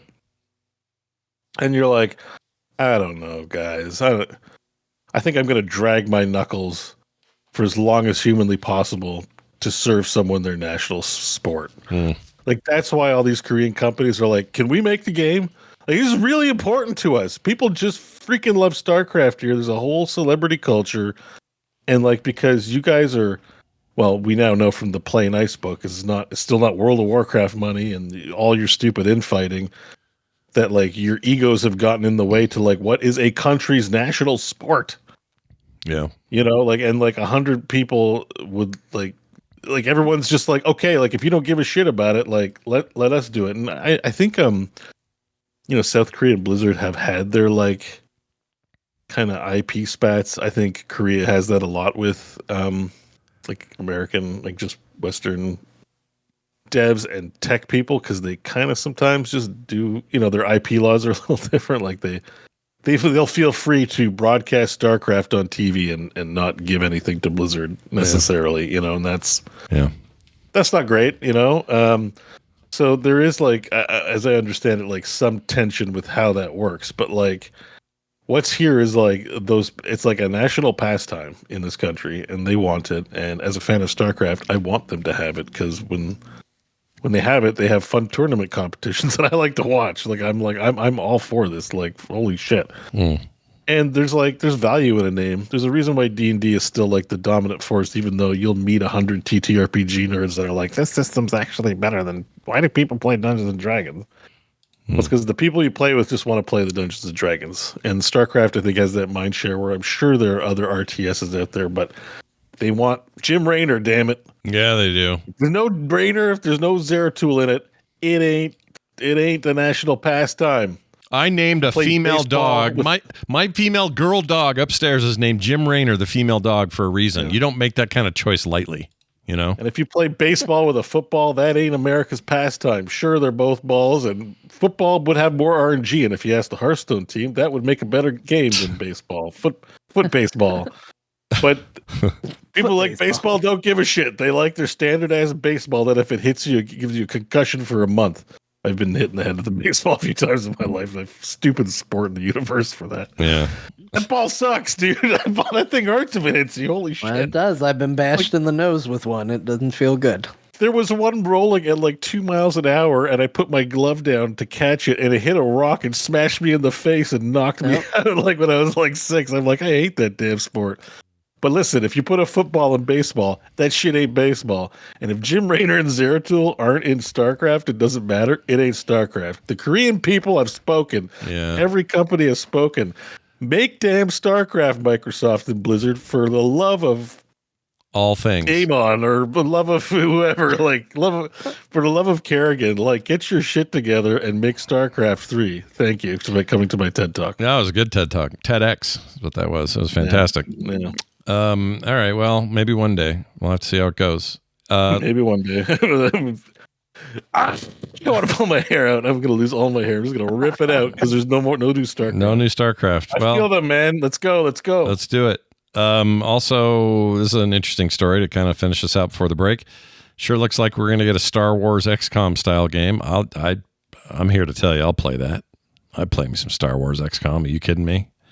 Yeah, so there's been some leaks about a Star Wars game from EA, Respawn, and Bit Reactor that is going to be, it looks like a Star Wars XCOM style video game. And if anybody has listened to the core long knows, that is the secret sauce to me getting excited about your product is blank XCOM. Yeah. I'm on board with that. I love that genre. I love playing them. And you put Star Wars in it, and oh man. So this was a good leak for me. Project Bruno, they're calling it. Bit Reactor, why do I know them? That's very familiar. Bit Reactor. They make strategy games. That's a good sign. They are known for, come on now. Okay. A strategy development studio is known for its work on a new Star Wars tactical strategy game. They have a team of 15 XCOM veterans. Oh, shit. So it seems like it is a newish studio and that it is... XCOM people. XCOM. Yeah. You know what? That's probably what I remember hearing them from, is hearing about a splinter group of that team that went off to do their own thing. This must be their first big deal. That's exciting, man. I'm all about it. Can this involve Andor business? Because, maybe not. Maybe it's Heroes. What do you mean? They've got Mandalorian. Oh, yeah, maybe. Well, we do see Beau Katan in one of the screenshots for whatever that might mean. It's not going to be that. It's going to be tie-in. I think one of the fun things about Andor is there's no superpowered Jedi on your side or whatever. It's literally underpowered humans. Yeah. Facing a giant oppressive wall of imperialism and fascism, that's so XCOM fits into that because the whole XCOM lore is just we're just humans. The aliens are death laser, and we're oh no, how do we I like the look how do we of overcome this alien technology, and so that's the progression. Oh, I'm sure it'll be fine. I'm sure it'll be fine. It even says here Overwatch. I wasn't sure if that's what they were doing here, but that's a screen of them doing some Overwatch shit. I don't mean Overwatch the game. I mean Overwatch the mechanic. The move, the iconic move. Yeah. The thing I think every time I heard Overwatch in the early days. Yeah. But do you think this is made with a kid slant in mind, or do you think it'll be tactical? I think it'll be tactical and fun. I think this is made for old people like us. I just said that because there is Mario Kart Rabbids, which was fun but very simplified, and so I'm wondering if they will lean into the Wait, Mario Kart Mario, the Rabbids Mario tactical games? Yeah, which was not bad, but just like aesthetically, it was not as satisfying as the more like strategy-based XCOM. Yeah, they were pretty good for what they were, but I don't know. I never thought the Rabbids were worthy, but whatever. What do I know? I don't know. This could potentially be pretty good. I'm not going to poo-poo this at all. I'm going to say like, cool. Like, yeah. I wonder if it'll be, I don't know, like an all-star type cast, or you know, where they mix and match different eras of Star Wars characters because everybody wants to see their favorite, or if they'll stick to it. Like if it's like they do a whole thing where like there's a time nexus that's swept in old Obi-Wan and young Bo-Katan, and here's Liam Neeson back from the dead, and you know, I hope with not. old Yoda. You know, like I don't think I They have I don't know that. about you guys, but I am done with like the multiverse. Yeah, like, I am too. You know, it's a huge turn off. No, I am too. It's one of the main reasons I was very worried during my Final Fantasy Rebirth playthrough, and was pleasantly surprised that I enjoyed my time. Yeah, they didn't dick with it Like too much. that business was kind of present in the original. Like it's not. That's not an IP where you're like, oh, they added in like time travel because to make it interesting. Like there is some element of it in the original, I think, as well. Or something. I can't remember. I got to play the original still. Right, but you didn't have crossover from like 3. It gets the pass. Like John said, it gets the pass. We're good. You know, take Final Fantasy VII and put it in this special little container of non-criticism about timeline business. Everything else, free reign. Yeah, Star Wars doesn't need it. First of all, second of all, they have a mobile gacha game that already is this, so do that. Yeah, and Marvel like oversaturated us with the whole deal, which was great and all, but like I need some not multiverse. I'm excited for the big closure, man. When they do the what is it? I guess it'll be the Doom thing, the Avengers Doomsday. That's it. Doomsday. That's them collapsing the timelines, and I'm all about let's get the F out of that. Because do you know that because of like the comics? No. Well, okay, I'll admit I'm assuming some of this. Also read some stuff, but mostly I'm assuming it because when they keep showing these cast members, like that they do the slow camera pan past the chairs of who's in that movie, it's everyone from everything. People from Ryan Reynolds in it, Patrick Stewart's in it, everybody and their dog is in it. All the crossover you can think of from Marvel, some Sony, and all of the Fox stuff all mushed together with everybody and everybody. It just seems like that's a chance for them to just close the hole, come on in there and just go and then never make Blade, which would be a real bummer. Oh man. I think that is the direction they're going. I think they're going to go with a whole like, you know, universes are getting eaten. We gotta save one, and then they save one, and then they close it off. Yeah, and it's done. Does Secret Wars still happen? Because isn't Secret Wars a multiversal deal? It is. Well, the original Secret War wasn't multiversal. It was everybody got pulled to an arena, heroes versus villains. Yeah, but the follow up, which was not good, did do a bunch of multiverse shit, and that's just comic speaking. But as far as like Secret Wars, wait, what was the Sam Jackson TV thing? What was that called? Secret Invasion. Secret Invasion. Never mind. Then that's more like the Scrolls. That was the Scrolls. Scrolls. That was Scrolls stuff. Yeah. Who knows? They need to tighten it up though, and then we'll see what James Gunn does with the DC stuff because I'm very excited about that. All right, we're going to take a break. When we come back from said break, we will do a Dear Martha. We'll talk about the games we played and a little bit more. Stay tuned. We'll be right back. All right, everybody, we're back. Thanks for hanging in there. We're going to get right back to it and start with the Dear Martha on our return. John's got something a little different today. Basically, John, you describe the method here, and then I'll read through these. So everybody, or you can read them. You read the whole thing. Yeah. I'll let you all pick. So here's what we're doing this week. Because of something we'll talk about a little bit later, I've got a slightly different setup today on how things are working here, and I didn't have the ability to do the game show thing. Mm-hmm. So what I did instead is I wrote out 5 prompts. Granted, I did make these prompts, but I'm going to read them out. And Beau and Scott can decide which one they want me to do. So nothing's pre-written. Yeah, nothing's pre-written except for the prompts. And we'll go ahead and read through them. So here are the potential letters that you can pick from this week. A letter where the writer's desire for a Switch 2 keeps changing as the letter goes on. Letter number 2, a letter where someone is totally fooled by all the April 1st gaming news. Letter number 3, a letter from a company trying to let Blizzard let them make Starcraft video games. 4, a letter pitch to pitch Wizards of the Coast on new ways to exploit Baldur's Gate 3's success. And number 5, a letter trying to sell Martha yellow paint. Okay. So, chat, if you want to throw in your input, I guess you could pick too. Scott and Beau.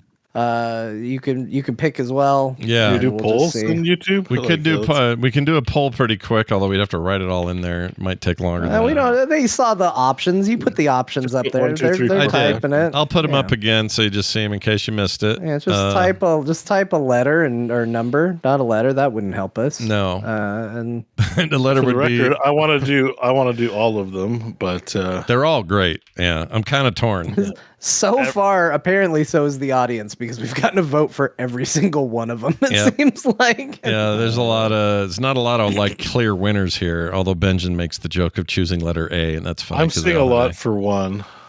Yeah, getting a lot of. My personal take would be 1. I don't know, Beau. Let's let you. 4 makes me too sad. I would eliminate 4. Okay, we've already bitched about it. We're good. 2 is. Yeah. Between 1, 3, and 5. This year. Yeah. 5 is not. 5 just seems to be John threw that in there as like a LOL, because, but that's something we could do another time, So it's between 1 and 3. My bias is 3, but the chat bias is 1, and I think we probably have to check in with Scott. What do you think? I think I like 1 the most. All right. So we're doing it. So 3, we're eliminating 3. Is that what we're saying? I think so. Yeah. All right. We're going to do 1. We're doing number 1. Do you see look how cool that was? That was fun. 3. See how we did a little bit of interactive? In a way, it was like a Dear Martha letter, but instead of Dear Martha, it was a Dear Joanna Ferry's letter. All right. We're doing number 1. And as John put it, a letter where the writer's desire for a Switch 2 keeps changing as the letter goes on. Here we go. My dearest Martha, I'm writing to you after a Nintendo Direct telling us all about the Nintendo Switch 2. Martha, I don't like Nintendo, and I don't want any of their products. Sure, system's bigger, which is nice. You'll be able to see it a little better. And sure, they've magnetized the sides so it's not going to make that weird creaky plastic sound that the other Switch did whenever I picked it up that made me think it was going to break. But all this for what? A new Super Mario Kart? Where it's open world racing and you can go off-road for the first time ever and explore and see the world in a brand new light in a way I've never played Mario Kart before. I do love Mario Kart, Martha. I think I'm going to get a Nintendo Switch 2, Martha. I think it's probably going to be the greatest console ever made. I know that it might seem like it's not quite as powerful as a PlayStation or an Xbox or maybe even a new PC, but what is, Martha? What is? When you got Mario Kart or Donkey Kong wearing pants. Oh, I don't like the idea of Donkey Kong in pants. Well, I'm not going to buy the console for 1 game, Martha, so I think I'm done with Nintendo. I'm writing them off. I don't need any of that. I'm going to go places and play serious games. From Software games, like the exclusive one that's coming out on the Switch 2. Well, that's 2 games, Martha, so I'm going to be getting a Switch 2, and I'm going to be extremely happy to play it, and I am going to shout its value from the top of the hill. And I'm sorry, video games cost how much on the Nintendo Switch 2? Yours in this life and the next. That's a nope from me, dog. 32. Oh, man. I didn't realize the nope from me, dog was part of the username, but it was literally your answer and your character. Loved it. Well done, John. As usual, there's your Dear Martha for the week. And now, the games we played. All right. I have to make a confession here on the show. You guys ready for this one? It's pretty... I'm very ready, Scott. All right. Something happened last week. We talked at length about the brand new Assassin's Creed Shadows, and I was pretty up on the game, pretty positive about it. John had lots of positive things to say, some negative, but for the most part, we were pleased with what we'd seen so far.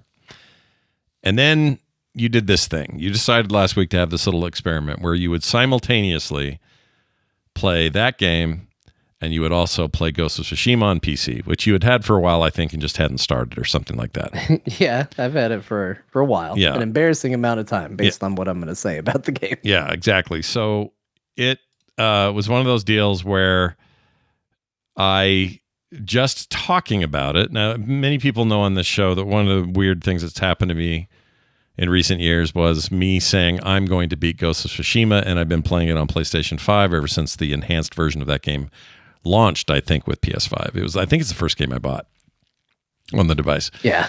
And I played quite a bit. In fact, I think I'm near the end, but just have this hard time getting back to my PS5 to beat it, to play it, and to finally dust the thing off and say I'm done. And all this talk last week about why you were enjoying Tsushima at the time a bit better, I'm guessing a lot more now, after you've been through a bunch of it, just kept reminding me about what a masterpiece that game is. I've always just held it in the highest regard, despite my lack of being able to just, finish the final mile. And I got just this wild hair up my butt and said, I'm in the mood now. Thanks, John. And I don't want to go beat it on PS5. I want it on Steam, and I want it on my Steam Deck. The Steam Deck status, by the way, says not supported. That is not correct. What's not supported is that weird multiplayer mode, which is actually very cool. The Legends mode. Highly recommend checking it out if you can, if you haven't. But I found out, or the Steam Deck account I follow was like, no, it works great. Play it. And it does. So I was like, oh, I'll have this on desktop and when I want to go just like half asleep and play this. That's great. So I did it. And then that's all I played. That's the part I'm confessing. I'm not quite, I'm not done, or as far as even I was previously. It kind of doesn't matter. I just love this game so much. And to come back to it and be reminded about what a piece of freaking art the game is, and where art meets gameplay is just so good. It deserves all the love that it has from me and anyone else who's played it. And I got so wrapped up in it that I didn't play anything else. Part of that's because I had a very busy schedule and other stuff going on. But, normally I've got like 3 or 4 games that I've dabbled in all week. And I just didn't. I played this solid. Every time I sat down to play anything or had time to play, I went, I'm playing that because that game is so good. And I stand by it. And that's all I played this week. So I did notice every time I was in, John, your friend John is playing this game. Yeah. He probably noticed me logging in a little as well. And so I've probably in the past and then just now said all I can add to what I've already said about it in the past. I think it's absolutely wonderful. I think the systems, the game itself, just everything about it is so good. And one of the reasons that it is if someone's saying, well, what should I play, this or Shadows? If you don't want the baggage that is Assassin's Creed, meaning its history, its long series of games, what that implies, the animus implications, why you're in the world to begin with and seeing this history, all of those things. If that stuff's weighing you down, you're like, man, I wish they'd just make a game set in ancient Japan and make it fun. Then I think that Tsushima is the game to play because it doesn't have baggage. It is its own thing. In fact, it's one of those great moments of new IP, AAA, brand new IP, not aping on something that's already been done. This is Sucker Punch, a team that knows how to make excellent video games, especially open world games. And who knew they had the chops to make this historical fiction stuff so vibrant and so fun with so many great new ideas. And it just should be celebrated at every turn. Assassin's Creed is good. It's very good, but it's got that baggage. It has that furniture. It has all the things it needs to keep around, or else it's not that game. And I don't think Ubisoft's brave enough to say, we're making a new game and it's called Ancient Shadows or something. It has nothing to do with Assassin's Creed. They don't have the gumption for it. And so this is not a me going, oh, you know what? Assassin's Creed Shadows sucks. It doesn't. I will get back to it. But man, Tsushima is such a good freaking game, and I love it so much. Just on that note, like Ubisoft could get From Software kind of just makes the same game, but it's like different. Mm-hmm.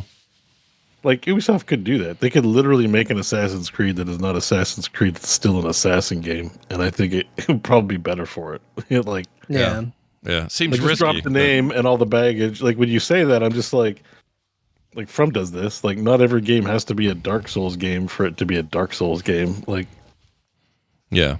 Like it's, yeah. Anyways, You could even argue they tried to do that with Origins and then carry it into its new era with the different systems and the new fighting and all that. Right. Origins could have just been like, yes, it's an Assassin's Creed like, but it's just its own thing. They could have spun it out in a way that made it its own thing. You're right. I don't know. I understand the risks. There are many millions, hundreds of millions of dollars at stake on these projects.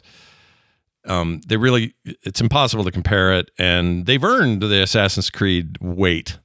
Right? Like I don't want to take that away from them. It's just, this is still such a fresh experience, and it came out in 2020. The PC version came out last year? That took too long. I hope that new game is faster to PC because I really want to play it there. What's the new one called?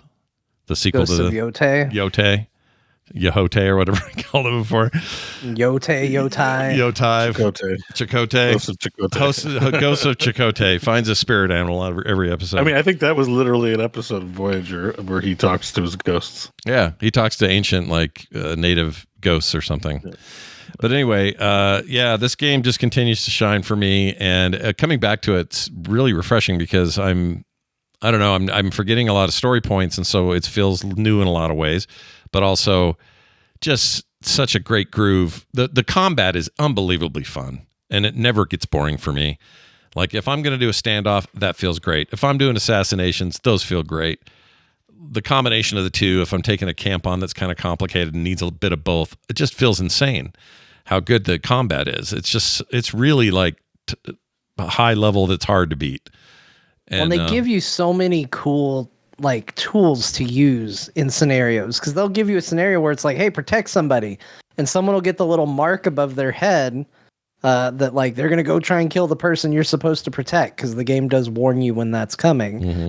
And normally, and this is my favorite thing about Ghost of Tsushima, is the combat. The combat is so good. They made it so deliberate that you're not doing, again, I love From Software games. I like it because it's different. You're not rolling constantly around the ground like, oh, I'm dodging. Oh, I'm over here now. Oh, I'm dodging, rolling again. Mm-hmm. Trying to get behind him. I had a duel with a boss. I didn't press the movement key once. Yeah. I stood there. I blocked when I needed to block. I sidestepped when I needed to sidestep with just a regular B press. I countered when the ability to counter came up. And it was so deliberate, which is what they say in the beginning. Mm-hmm. The guy says, this is how a samurai fights. They fight deliberate. They wait. They're patient. And they tell you that's how you should fight.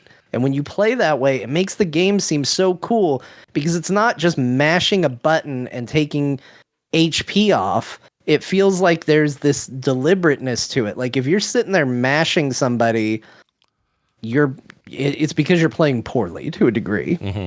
Oh, yeah. There are people that can take more hits than one, but at the same time, it is about they threw an attack, you counter it. If you do the counter perfect, it's usually a one-hit kill. It's an unbelievable feeling to take a guy down like that. It feels so good. Yeah. Oh, man. The standoff where it's just hold Y and then they go to attack and you just drop them immediately. And then you get perks where friends run in to try and help them right away and you take them down at the same time. Mm-hmm. It's so freaking good. And then they give you things like, okay, well, if I'm going to play this very passive stand in one place style, how do I protect somebody? Well, here's some kunai to throw. So I'll block this guy, throw a kunai to stop the guy that's running, go in, get him while he's on the ground. They give you all the tools you need to get through, but it's not tools you need every single time. And the combat just feels like this deliberate puzzle that is just a joy to play every combat encounter. And it doesn't play like other action games. And that's what I really love about it, is it just is so different from everything else. And you get a bow, again, so you're not stuck just, hey, all you got is a katana, have fun. The game says, hey, you've got these other ancient tools of war. They all require their own kind of finesse, their own kind of skills, and all that. And you feel like this multifaceted warrior that isn't just a toolbox of randomness. You've got reasons to have these things, but like, I'll tell you what really feels missing. You have Kanais in Assassin's Creed Shadows. One thing that is missing terribly from it is there's no really great ranged weapon outside of that. So you don't get a bow, and the game has had bows for a while. And taking those out of Assassin's Creed actually feels like a feature loss. Like, it doesn't feel good to not have that. I understand what they're aiming for there, and especially in her story, that may change with what's his name, because I haven't gotten to his stuff yet. But the bow feels so good here. And then those times where you just need to sneak into a tent and shank a guy, and those early times before you put points in it where you're kind of shitty at it, and you're not supposed to. It's like, there's not honor in this. You're going to get a vision from your uncle making you feel guilty again for sneaking up on a guy. But there's these moments of like, shunk, and then it doesn't really kill him, and you're like, shunk, shunk, shunk, and it sort of finally takes him down, and it's supposed to feel awkward to you because that's not the way a samurai fights. But then you can put skills points in that to make it quieter and more like shink, and then walk past, and you can become a better assassin. And the game's just so good at just letting you feel that combat and have it feel visceral and at the same time tactical, and at the same time not too punishing. You just gotta, I hate saying get good, but you gotta just understand that when that guy comes in swinging, block right then. And if you block it just right, you are going to have a very satisfying kill. And the way these guys die, the sound effects, the little music flourish after a kill, there's nothing like this. It's just the special. flashes, it's so cinematic too. Like, that's the other thing. The title cards for quests, it's like, we're going to put up the title for a quest. This would be like the guy on the road, like whatever. Mm-hmm. But they put the characters up there, they put the title there, and they just pick, they're like, oh, you're going to show them the side of a building and a barrel. And somehow you're like, it's so pretty. Yeah. And like, they've put artistry into every little chunk of the game in such a spectacular way that it is constantly rewarding to just see. And it just feels like an epic samurai movie. And I just got to my first, I did two. I did them back to back because I liked doing them so much. But I did one for an epic set of armor that was archery armor that like had this cool boss samurai duel in a field of purple flowers. Oh, yeah. That felt insanely cool. Yeah. Then I immediately went, and I have a new ability now, which is called like the Thunder Strike or something like that. And I had a duel out on this little like isolated rock enclosure with lightning striking all around me, lighting all the flowers on fire. It's so cool, and it looks amazing. And all the upgrades are good. That's another good way that you know that you have a good progression game is like, I go to the tree and I look and I go, oh my gosh, I want all of these. I want every one of these perks that I get for putting a point into it. Looks awesome. And I got to decide which place to put it in. Like, nothing depresses me more than, oh, sweet, I worked really hard and I got a talent point. What do I want to do? You have a 1% chance to I hate find that. It's like, okay, great. Hate it. Have you tried? It's just obnoxious. Have you tried this Kurosawa mode where it looks like an old black and white Kurosawa movie? The whole thing. I haven't. I don't think it needs it. Like, I like color, but I like that it's there. I appreciate it's there. Yeah, it also affects the sound. Yeah. It sounds like old 35 millimeter era stereo and stuff, and they really went all in on it. Yeah, it's really cool. But I'm with you. I'd rather. Like, the vibrancy of the world I don't want to miss it. Seeing this clip now is from somebody who's got some upgrades because they did the triple takedown. Yep. He's got a couple sword styles, so you can switch your style. Also, the controls in Ghost of Tsushima are really intuitive because normally when a game puts like switch styles and stances in a game, I don't use it. I just find the stance I like and I stick with it. Yeah. This game makes it so quick that I'm like, all right, someone with a shield, do this stance. Someone without a shield, switch to this stance. Like, and they made, like, I play every game stealthily by default. Yeah. But they made the go in loud part of the story and they made it fun. I like doing standoffs in this game more than I like sneaking around. Yeah. Like, I will go into a camp and be like, I've successfully infiltrated. The standoff button pops up, and I go, well, I'm doing a standoff. Mm-hmm. Why wouldn't I do a standoff? That's just fun. That's just too much fun to do. Yeah. So, yeah, I cannot stop playing this. It does mean I'm not playing Assassin's Creed Shadows right now. I have the same problem. People will take that as a John hates it. I don't hate it. I thought it was a good game. I don't think it's as good as Ghost of Tsushima, and this is the game that's holding me right now. Yeah. So that's just where my attention is, and I'm having a blast with it. Yeah, it's so good, you guys. Like, if you haven't played it or aren't playing it or haven't tried it, or, PS5 or not, like, if you got it on PC, great. If you have PS5, I still think maybe this is the best PS5 game, and it's not even made. It was originally a PS4 game. If you haven't played it, you just got to play it. It's so good. And it's John's fault. Damn it. I was all just going on, doing my thing. And then bam, I decided I had to play it again. And I'm not at all sad. I didn't even have a moment of like, gosh, I wish my old saves were in here. I'm doing it again. I'm doing it all again. No, because the story is so good. Like, the storytelling is well done. And again, I sometimes hate comparison because it takes it as, well, one is good and one is bad. But Scott, now that you've played Shadows and Ghost of Tsushima close together, yeah, do you see what I mean about the introductions being very similar, but one is better at storytelling than the other? Oh, yeah. Like, there are some, so I will say this as far as I've gotten anyway, and I hear they even get better, but the flashback story elements of Shadows are really good. I think they're excellent. However, I think that the way this lays out a story for your specific character without the rest of the Assassin's Creed world stuff, without needing any of that. This is just a simple story about a dying warrior race of samurai trying to regain control and save the people and not let this island get into the hands of some very awful people. It's simple, right? That backdrop. They don't have to have animus. They don't need, there's some weird secret group or whatever. It's not that. It's just the Mongols are here, and your job is to do what you can to save these people, protect people. You're a true hero in just about every possible sense.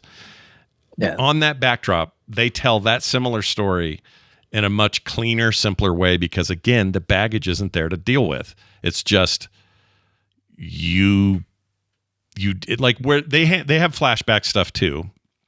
And I think those are handled beautifully. The first time you commit an assassination, kind of not against your will, but you really don't want to do it. Yeah. But it's the only way to get past a certain point. You get a flashback in real time of what your uncle told you about how samurais do not sneak up and kill people. You face your enemy head on. That's the samurai way. There's so much heft to that emotional choice, even though it's not, it really isn't a choice. But in the characters, it is a choice the character has to make, and you have to follow through with it. It is a wonderful vibe. Like, just feels great. Well, so, yes, I guess I'm answering you the long way, but the short is, yes, you are correct about how, and I just think it benefits from not having to worry about all that other shit. It can just tell the story it wants to tell. Well, they've also done a good job up to that point where they've taught you about honor, because they give you the cutscene of the guy who's like, send out your best warrior to fight me, and you're like, oh, I'm going to see a samurai do some cool shit. And the guy comes out and just douses him in alcohol and lights him on fire. And you as a player, you're like, there's no honor in that. He doesn't have any honor. And you immediately start siding with him. So then when the game says, hey, throw your honor in the garbage by going and stealth killing this guy, you really feel for him when he does it. You're like, oh my gosh, this guy, I like sneaking around stabbing dudes, but for this guy, that sucks. I shouldn't be doing this. Mm-hmm. And they sell it really well. It's just such a cool tone. And I always heard that Jedi were always based very heavily on the samurai fantasy. And I guess I didn't really think that much about it, but I will tell you, as I'm playing this, I constantly think, man, somebody should reboot Star Wars and really make Jedi samurai. Yeah. It would be the coolest. This would be the coolest Star Wars show in the world. Yeah. If you just replace the samurai with a Jedi. Yeah. It would be so badass. I completely agree. It definitely has that vibe, right? Like that feeling of a code of honor and how important that is, and how the difference between a Jedi and somebody who turns to the other side. You have plenty of those people in this game who were working for the betterment of the island have now, flopped over there for money or whatever. And there's just a lot of similar themes. And I know, George Lucas was a massive Kurosawa fan, so he got a lot of his ideas from that. And this stuff makes me want to go back and watch more of his movies because some of that stuff is freaking amazing. But people at home were like, man, I guess you're going hard in 2025 on a game that happened 5 years ago. The game is just so good and so perfect at what it sets out to do that it feels special in a way that is rare for games to feel that special. And it's the kind of thing you'll reflect on in 10 years. I'll look back so fondly on this game. Well, I also didn't hear people gush on it the way I feel like it deserves. Like, it came out and I heard positive things, but like, I remember the hype for this game was insane. And then it came out and I heard people be like, yeah, it's good. Mm-hmm. And so I didn't really seek it out that hard because I was like, I don't know. It sounds like it's okay. It sounds like I'd like it. I started playing it and it's like, oh, I love this. Like, this is really phenomenal. And maybe I just turned a deaf ear to it because I didn't have a PS5 at the time or whatever. But I'm genuinely love this game. Like, it's so much fun. I can't stop playing it. Yeah, it's really good. And for the first time ever, I think I don't have an excuse not to beat this game. All right. I know there's a lot of stuff on the horizon. And I know Scott makes commitments sometimes about games he's going to beat and then doesn't.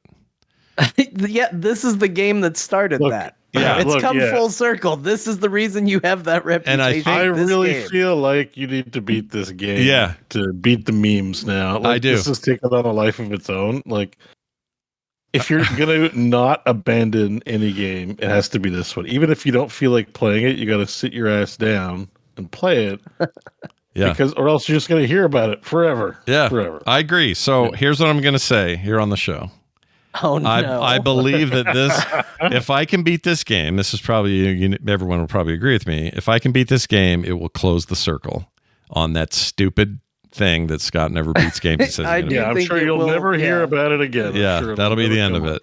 It will have come full circle. You will have earned your freedom. Yeah, there you go. I'll have earned my freedom. So watch for that coming soon, because right now it's all I think about. This game. What happens if I beat it before you? I wouldn't be surprised, number one, because that's happened before, but also two, well, your schedule sucks too right now. Neither of us are having great schedules. I don't even have a computer. Yeah, right now you're playing it on an old computer. In my case, just so much going on, but honestly, being able to take this thing to a Steam Deck and play it wherever I want is a huge boon to me being able to commit to finishing it and doing it in a timely manner. You may still beat me to the punch, but I'm going to try to do it. I'm not nearly as far as I was the first time, but I'm making progress. I've got 3 stances. You have 3 stances? You're further than me. Oh, but I've been getting sidetracked. I've been doing like all the side stuff. I've been doing quite a bit of it, but I've been spending those. Well, I've been doing the whole, like, if I see a town to conquer, you kill a boss, that takes me a whole notch closer to unlocking a stance, because that's the mechanic for unleashing stances, observing bosses or killing them. So I've been doing that a lot. And they get more and more the higher up you go. The last time I played the game, or when I played on PS5, the furthest I got was 3 stances. I never unlocked the final, is it 2? Or maybe there's only 1. I can't remember. Anyway, whatever it is, I'm excited to do it and pick up all the bamboo and cloth I can find on the way. All right, there you go. That's the game. It's fantastic. Love it. I also want to just quick thanks to send out to a couple of people. CT7567 sent me a copy of Macabellum after we talked about that mech game last week. I have not had a chance to play it. It's on my drive, ready to rock. I'm very excited to check it out. This is the one that was picked up kind of recently by Dreamhaven and kind of brought in under the fold there. And I'm very excited to play that game. So that is on my list of things to do this week. I'll give out a shout to Shatterproof, who also gifted me Mechabellum. Yes. Oh, different shout out, but same game. And so a shout out I also have not played it. We'll get into why I've only played one game. I owe him a shout out too because he also sent me Machiavellian, but he sent it after the other guy did. So I accepted the other guy, and then Shatterbruce came in, and I went, "Oh shit!" Maybe I got your Shatterproof Mechabellum. I think Maybe he was doing you no matter what. I think you were getting one no matter what. I just think, and I was all worried because I didn't know how Steam did that. Did they refund it? How do they do that? They do refund it. Yeah, they do, because it's funny, because CT7567, who gifted you Mechabellum, gifted me a game that I had already had. And so yeah, if you send it back, they say we'll refund that person. Oh, good. I don't want people to get screwed. I'd feel bad. And then Poppin' Fresh, Claire Poppin' Fresh. Do I have that right? No, it's just Poppin' Fresh sent me Claire Obscure. I put it in the wrong order on here. Sorry, Poppin' Fresh. I put Claire before your name for some dumbass reason. Anyway, Claire Obscure Expedition 33, which is coming mid-month or whatever it is, late in the month, sent me an early pre-order for that, which I did not expect, did not see coming, and I'm very grateful for it. So can't wait for that thing to come out. I would love to be able to say I'm going to beat Tsushima before then. I don't know if that's going to be true. But I'm gonna try, I guess. I don't know, because I want to play that game too. I also owe Poppin' Fresh a thank you for Claire Obscure Expedition 33, because I was also gifted that by them, and a big thank you. Also got gifted Catherine Classic from Lucky or Nut. I don't know when I'm going to get to that, but I do think I'll like it. It's like a dating story with puzzle game mix, and I'm totally okay with that. And Poppin' Fresh also getting a thank you for Tony Hawk's Pro Skater 3 and 4, which isn't out yet. Oh, yeah. Shout out now, because I don't want to forget when it comes out. Yeah, it comes out in July, I think. Lots of thank yous to people who have been gifting stuff. I will get to it either when it comes out or when I can. Now, before we, because you didn't really play anything else, your PC hasn't gotten here yet. Anything else you want to say on the PC front? We talked about it in pre-show, but the live. Let's talk about it for people who didn't hear the pre-show. Yeah. I'm getting a new computer, maybe. Yay! If FedEx can ever find my house, I will be getting a new computer. What'd you say, Beau? What'd you say? I want to know specs. Oh, specs. We bitched about FedEx. FedEx sucks, guys. It's that's what you need to know. If you want to know why I haven't played anything, it's because I unplugged my old computer expecting the new one to be here. FedEx can't find my house for some reason. They're the only delivery company that can't, and I still don't have it, and hopefully it's here tomorrow. But until then, I'm not really playing much anything. But here's the specs on the new PC. So first of all, I don't think they're sponsoring today's episode. Regardless, this is not an ad. I paid for this. But we do know people. Doghouse Systems. Love them. Friends at Doghouse, makers of my last two PCs. I contacted them to see, what we could put together for a new computer. Mm-hmm. And we worked it out. If you're a fan of Doghouse, what do they call you? Like a Doghouser, right? Doghouserino. Doggy Hauser. Doggy Hauser is pretty good. That's really good. So yeah, we have worked with them before. But again, this isn't an ad. We're not being they've done some paid sweet to contests with us, but they've done some sweet contests. They've given stuff to the community. They've been around forever. 08, I started working with them. As far as I'm concerned, they're just kind of always with us as friends and allies. Somebody got a sick PC from them in our community from that thing. We did. I get my PCs from them. Yeah, they're amazing. And they still have that Frog Pants code. They use it for like sometimes a free SSD drive, sometimes other discounts. So if you are buying from them, you can still use Frog Pants as a code. But anyway, John, continue. Sorry. That part was an ad. This part is not. Yeah. I bought this because I like them. They're very good with support, and they've taken very good care of me. In fact, my mom also got a new PC. It is also from Doghouse. We got them at the same time, but FedEx could find her house, so she's already enjoying her new computer, and I'm not. She's a doggy houser too. Yep. So anyway, here's the PC. What do you want to know first? Video card, GPU. So did you get desktop or laptop? It's a desktop. Desktop makes sense. Which of these, like Armor VS, Armor ES, Armor TL? Which one? Yeah, which one is? Okay, so here's where knowing people at Doghouse maybe makes me a little different than the average person. I didn't pick from the website. Well, do you have a receipt? I emailed the owner what spec. Oh, good. That's great. All right. Well, tell us what kind of MOBO. Okay, Yeah. so all right. So Scott said he wanted to know the GPU. Yeah. It is a GeForce RTX 5080. Ooh, shit. Oh my god, dude! What the hell? How'd you even get one? I thought they were like you couldn't get them. That's Well, amazing. I had to wait for a little bit to get one, but yes. Dude, you dropped a fat wad on. That's dropped awesome. a fat wad on this computer. That's right? awesome. Holy 5080. shit. I'm stoked This for was you. an investment into the future. Yes, as somebody, both of my past two gaming PCs, I have made concessions. The last one, I made a big concession on the processor, and I made a small concession on the video card. The one before that, I made a big concession on the video card, and I decided to go a little harder on the future proofing. And so I didn't spare no expense, but I went hard on the video card. Yeah. Do you know what MOBO you got? Which What? Was it just- Oh, motherboard, he MOBO. means. Motherboard. Oh yeah, my motherboard. Let me see. It's Really? an Are we calling MSI them MOBOs now? Is that a thing? Do people do that? Not me. MOBO. It's been MOBO for like decades, dude. I hate it. I thought you were an OG. I didn't- PC. I did. I used to didn't build like my it. own PCs, but no one ever said MOBO to me, and I'm kind of. MOBO. You never call it a MOBO, a motherboard. It's just, but it's you don't have to say all the letters, so it's quicker to say. I would just hear Yeah, board. this went a main lot board. quicker because you called it that, Beau. Oh wait! Breaking news! I think we have your FedEx truck, John. Here's some footage. yeah, you found it. You Yeah, found let's my see what we FedEx got truck? here. Oh shit! There it Oh is. damn it! Oh, there it is. Okay, that Oh, explains. We're never gonna see that computer. Oh my gosh, that thing made a mess. Holy shit. All right. Sorry, whoever got hurt in that. Anyway, there it is again. Another shot, another angle. Oh, John's computer's in there somewhere. Yeah, anyway, you may want to be careful because there's some things you're not supposed to. that's show, an old depending on it. inside I'm sure edition video. nobody was hurt. Everybody was. Everyone was fine. Yeah. The motherboard is the MSI Pro X870p Wi-Fi AM5 motherboard.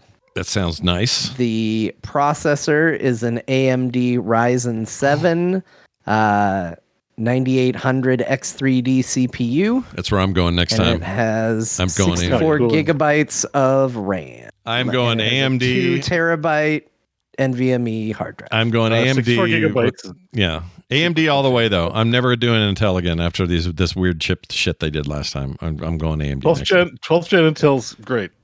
12th gen Intel. Like, don't worry about 13th. Yeah, but I'm 12th gen. still. You know what? AMDs are also really great. I think I'm going to go. I'm very happy with mine. I think it's been 3 years now. 0 problems. Look at you, Mister Pimping for Intel. I like it. Whatever you got. Hey man, do. I'm just like reporting that I bought the chip and it works great and it's fantastic. I don't know what happened with 1314. I got lucky. Like I can't say it's like because I'm super smart. I got the right chip. It's just hey, Yeah, nice timing though. It's good. it's just good timing. Yeah. I'm sort of with you on that AMD club. AMD's kind of owing, and I'm like, I think their new series of graphics cards might be actually worth swapping from Team Green over to AMD. Yeah, but they're pretty good. yeah, this the big thing with motherboards, like I found like the most desirable thing because a lot of this stuff is really good. It's just like I have now like I think 30 various USB ports. And I use them all. Like the biggest thing was like, Oh, what mobile really? should I get? Yeah. I'm just like, yeah, well, I've got like a video capture card. I've got like different mice peripherals, joysticks, external hard drives, like like you name it. Like there's shit plugged in everywhere. And even just like to charge things, right? Like these are Bluetooth headphones. I got a wire. I can just charge them. So USB ports are big. So hopefully this guy's got some good. I'm checking out your. Oh yeah, you got tons on here. You got an HDMI out even right on the MOBO. That's crazy. Yeah, on the MOBO, right there. On the MOBO. Yeah, on the MOBO, John. I don't like MOBO for some reason. Oh, I What the really hell? hate it. Like, I don't know why. It's not Why? you. It's not Why? you or not the problem. I don't like. no, I just- know. I'm just like I know we all have these hang-ups where like you cringe when you hear the. It's like people say pod. I heard you on the pod. Oh shit. Yeah, the pod is terrible. When people say like, "Oh man, we ought to have you on the pod," you're like, "Please stop this crime Or verse. against." Anyone who says verse, like, oh, I want to go verse you in Super Smash Bros. Or bros, any of that.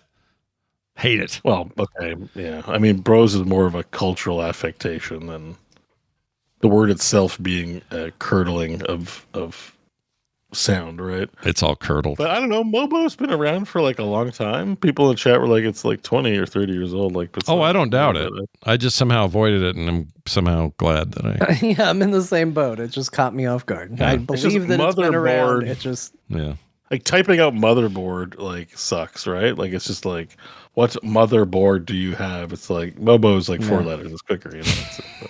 I hate it so much.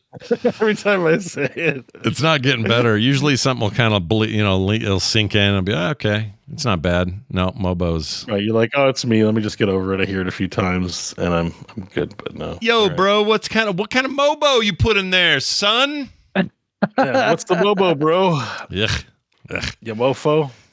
Sorry, John. Continue. What else you got in there? No, that's about it. I got a shout out from the chat. They said really nice specs, John. So it sounds good. It sounds like I did okay. All right, you're gonna be blasting, and you're gonna game in 4K or 1440. Like what's the same monitor? What do you 1440. Okay, probably. Yeah. I don't need to go higher than that. 1440 makes me you doing happy. any high end video or VR stuff with these specs? Because you know you can. No. You could really get some good performance out of that PC playing some Cyberpunk in VR. Ooh. I bet I could. Actually, there is a decent chance you're all going to hear me, and I'll keep it short because I've done it like 3 times now in the history of the show. There's a very good chance that Cyberpunk is going to be my test out game.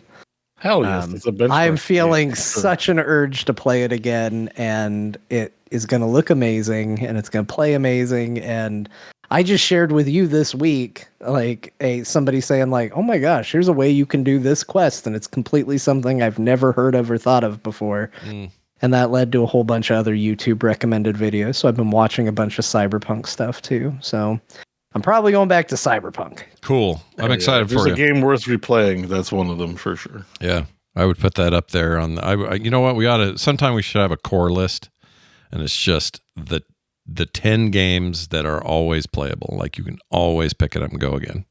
That'd be fun. Fans would for like a new listener who's like, I'm new to gaming, like tell me like what are the core 10 favorites? Yeah. What are the core 10, like current core 10, whatever that may be.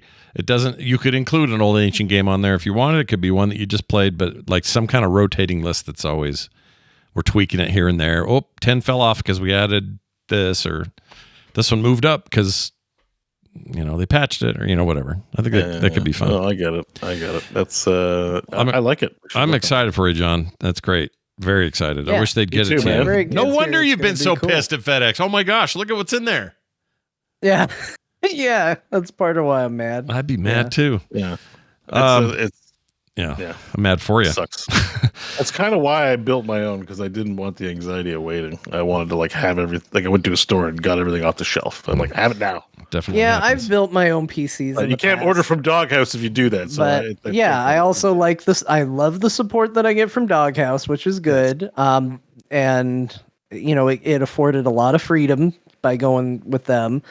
And then the other thing is when I build it myself and then something doesn't work right on my computer, I have myself to blame, and I don't like blaming myself for stuff. Is it liquid cooling or is the fan? It does have liquid cooling.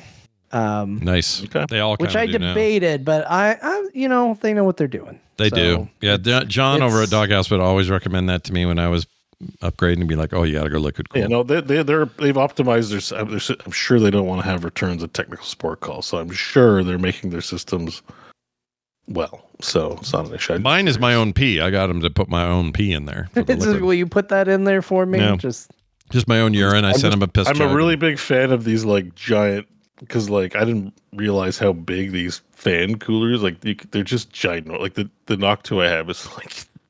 It's comically large, and I like spinning things, so it's just fun. That the really big thing spins a lot. Like I'm like, liquid's so boring. I'm like, okay, so it's just there, and you don't see water running around. Yeah, you want to see it moving. Yeah, I get that. But a big fan, I'm just like, ooh, roar, and people come over. And I'm like, look at the fans, they're so cool. Yeah, I love it. Yeah. Well, I love this it. computer, and they admitted it because they said, well, what are you looking for in terms of a case? Because I have had some problems with my previous case that I had. You can kind of see it back there. Right there. I've had some problems with those front fans. And I was like, I don't know. Like, it's just the first computer I got from them was just really loud. That was years and years ago. I was like, it kind of bugged me how loud it was. I said, this new one's been really good. It's been really quiet, but I have a problem with this fan.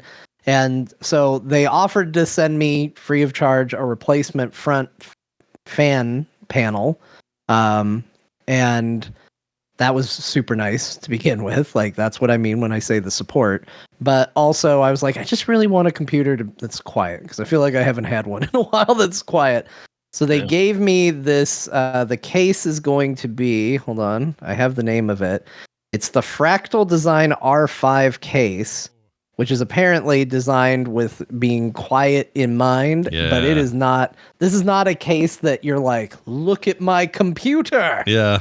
It is beautiful. It looks like a black box. Yeah, I got the same one for this exact same reason, and it is so freaking quiet. I don't hear my PC when I play. Yeah. It's great. So it's amazing for what I need and what I want, but nobody's going to look at it and go, man, what a sexy new PC you got, buddy. They have those because everybody wants LEDs and all the flashing programmable whatever inside, and that's obviously an option there. But this thing is so quiet, and I don't care that it's not flashy. I don't care. I just want quiet, you know? Yeah. Nothing's as quiet as my Mac Studio, but that's pretty close. And I've never said that about a PC. Freaking PCs are always, and sometimes that's what you want because it means there's power in there. You know, you feel like there's some meat going on, and when you get a big game going, it's like, whoa, it gets louder, almost like it's singing. But I don't want that anymore. I want nice, quiet if I can get it. Yeah. I think modern PCs are more like that. Like my older PC was like a jet engine. Yeah. So yeah, that sucks. They're getting better. All right. Yeah. Well, there you go. Let's move on to Beau. Final Fantasy VII. What's going on? You're out of that? So Still playing? What's going on? Excuse me. Sorry. Still post-nasal drippy. Who's playing that game? And yeah, it's Mobos. Yeah. It's not any fun. It's not indeed. So, I'm still playing Final Fantasy VII. Excuse me. I played Intermission, which is the DLC with Yuffie. It was all right. I think because I played Rebirth and got to Yuffie, it's like less exciting to get to see that character. I'm sure it would have been cooler if I had done it the other way around. Yeah, a little bit. Because I remember when I got to her, I was like, oh, this is actually a fun character. Like, I thought playing a ranged character or seemingly ranged character was going to suck, but I like. It's just kind of a hybrid of both, but you do end up doing ninjutsu a lot from range, and that's how. And you do have like a non-playable character with you who tanks, but weirdly. Anyways, it's fun. It was like a 6-hour romp. I did it in easy mode. I did it in hard mode. Fort Condor was super easy because I played it. I learned my lessons from Rebirth, so Fort Condor was just like I just pwned it on normal and hard pretty easily again. I was like, okay. So I got through the content, relatively quick. I think doing it once on normal and on hard is still like 20 hours or so. So I put some considerable time into it. This week I wrapped up a bunch of the other achievements in the base game, and I basically have one thing left to do to 100% trophy this thing, which is when you defeat the game on hard mode, the intermission, the DLC, it adds a new hard mode challenge to Chadley's stuff in the main game, which is this character Weiss, who is from some weird degenerate. Yeah, the second stringers I was talking about when I talked about the game. Yeah, like I don't know anything about the extended Final Fantasy VII universe. I just know Final Fantasy VII. So, and Advent Children, which I've watched a couple times. So I was like, who is this? Who are these weirdos? Whatever. Okay. So I guess that they're like fan service for people who know about that stuff. Anyways, he's one of the hard mode of Final Fantasy VII stuff. Sometimes is just bullshit bosses where there's like clearly a specific strategy to beat them, and if you don't do that specific thing, you get like stun locked and stuff. Like it's super annoying. So anyways, I have that fight to do, and then I can go back to Rebirth and finish the last 4 chapters on hard and finish the last of Chadley's missions, and I'll have 100% of both. But they're not. This Weiss guy's a tough challenge. I tried him like 6 or 7 times, and I'm like, I just don't. You clearly have to do specific things. Like I think you have to dodge and not block.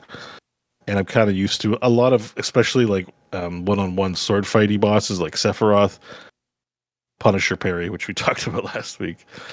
Punisher mode, and then counter like striking just by holding it or using counter stance from the abilities usually is enough tech to like get you there, but this is not happening with this guy, so I don't know. So yeah, there's that. One minor grievance is just leveling up. Part of doing hard mode, even though it's a very short thing, and the hard mode challenges intermission, you have to start with fresh materia, but the level up's the same, even though you have like ways to like increase the level up of like the elemental materials. It still takes a lot. So there was a bit of grinding to get my materia up, which I already did in the base game, which just kind of, I don't know, sucked for the little DLC thing that it was, like the grinding part. Sure. I could have done without. Grind the material. Yeah, so some of that was there. So I played a lot of intermission. It was fun. And that's my Final Fantasy VII status. I probably would have been done by now, smashing my head against it, but I've also, as I talked about last week, and we're getting sucked back into Valheim. I kind of spent a really good session. Oh, I have to get you guys the freaking. I keep forgetting the server info. But I've just been mining copper. Mining tin. That's a kind of materia, sort of. Doing more grinding. Yeah, it's a material, I guess. But yeah, I've been hunting boars and deer, trolls to make troll hide armor, and just generally like. I think one of the brilliant things about Valheim is you'll just get lost in a project of your own making, which is like a lot of these crafting games, I guess, right? You play Minecraft and you're like, I think I'm really going to build the Enterprise in Minecraft, and well, there goes 2 weeks of your life, you know. So. Is your character named Loopy, by the way? Oh, no, this is somebody else. Never mind. It's not your video. My character is Boki, like Loki, but Beau. Oh, Beau. Oh, that's great. I actually really like everyone's that. Got like, those themed names, except for No Dick Pete, who doesn't have a dick. That's why they call him No Dick Pete. But I just got lost in it. I wasn't even playing with other people. I'm just like, oh man, my friends are gonna need bronze armor. Let me go like make bronze, and got to get a card. It's like a big ordeal to go get things. And in each biome, the parameters kind of change, and the challenge kind of changes. So, and we're not doing bosses until we do them all as a group. So right now we're still just only one boss down, but that's fine. It's just a Zen game. Like it's not like a stressful game where you got to push a ton of buttons. The music's like great, and you will just get sucked in to project after project after project playing this game. I still think the art style is so cool. It's like that weird. It's PlayStation-y and not at the same and beautiful at the same time. Like I don't even know how they do it. No, Dick had that progression where he got in the game and he's like, this game kind of looks like PlayStation 1. It looks bad, and then by like hour 3, he's like, I love this game. I feel like so. Yeah, he's like shitting on the graphics hour 0, and then hour 3, you're like, this is. I feel so peaceful. It just works. The vibe in here is so good. Yeah, something about it is something. It's kind of crusty to a strength. It's hard to explain. Yeah, I really like it. It's. I mean, yeah. There's some parts like when we were looking at Ghost of Tsushima, I'm like, man, I wish Valheim looked this good. But it's fine. The vibe, like the emotional state that you sort of get from playing this game, you will get. There's only one frustration, which is like dying once you've like leveled up your shit, because you do lose levels in your skills. Not a lot. And it doesn't matter. It's like, oh, my wood cutting went down 3 points. Like it's barely noticeable in a way, but just knowing that a number went down is enough to tilt me. Sometimes I'm like, God damn it. I hate that. But it's like it's not about anything important. Like, okay, you're doing 1 point less damage to a tree. Like I just sit down, chill out. It's not that big a deal. Sure. So. Well, continued progress there. Sounds like fun. You said something about a Steam update. What's this about? No, stream update. Oh, stream. I've had people reach out. They're like, I haven't seen you streaming. Where are you? It's like I've been on a bit of a hiatus because I'm not trying to create more content while I'm still in the middle of backing up my content. So I just want to let people know I will be getting back to streaming. That's all. Just I'm almost done. Sure. I started with 3,000 hours to back up. I'm down to like 1,200.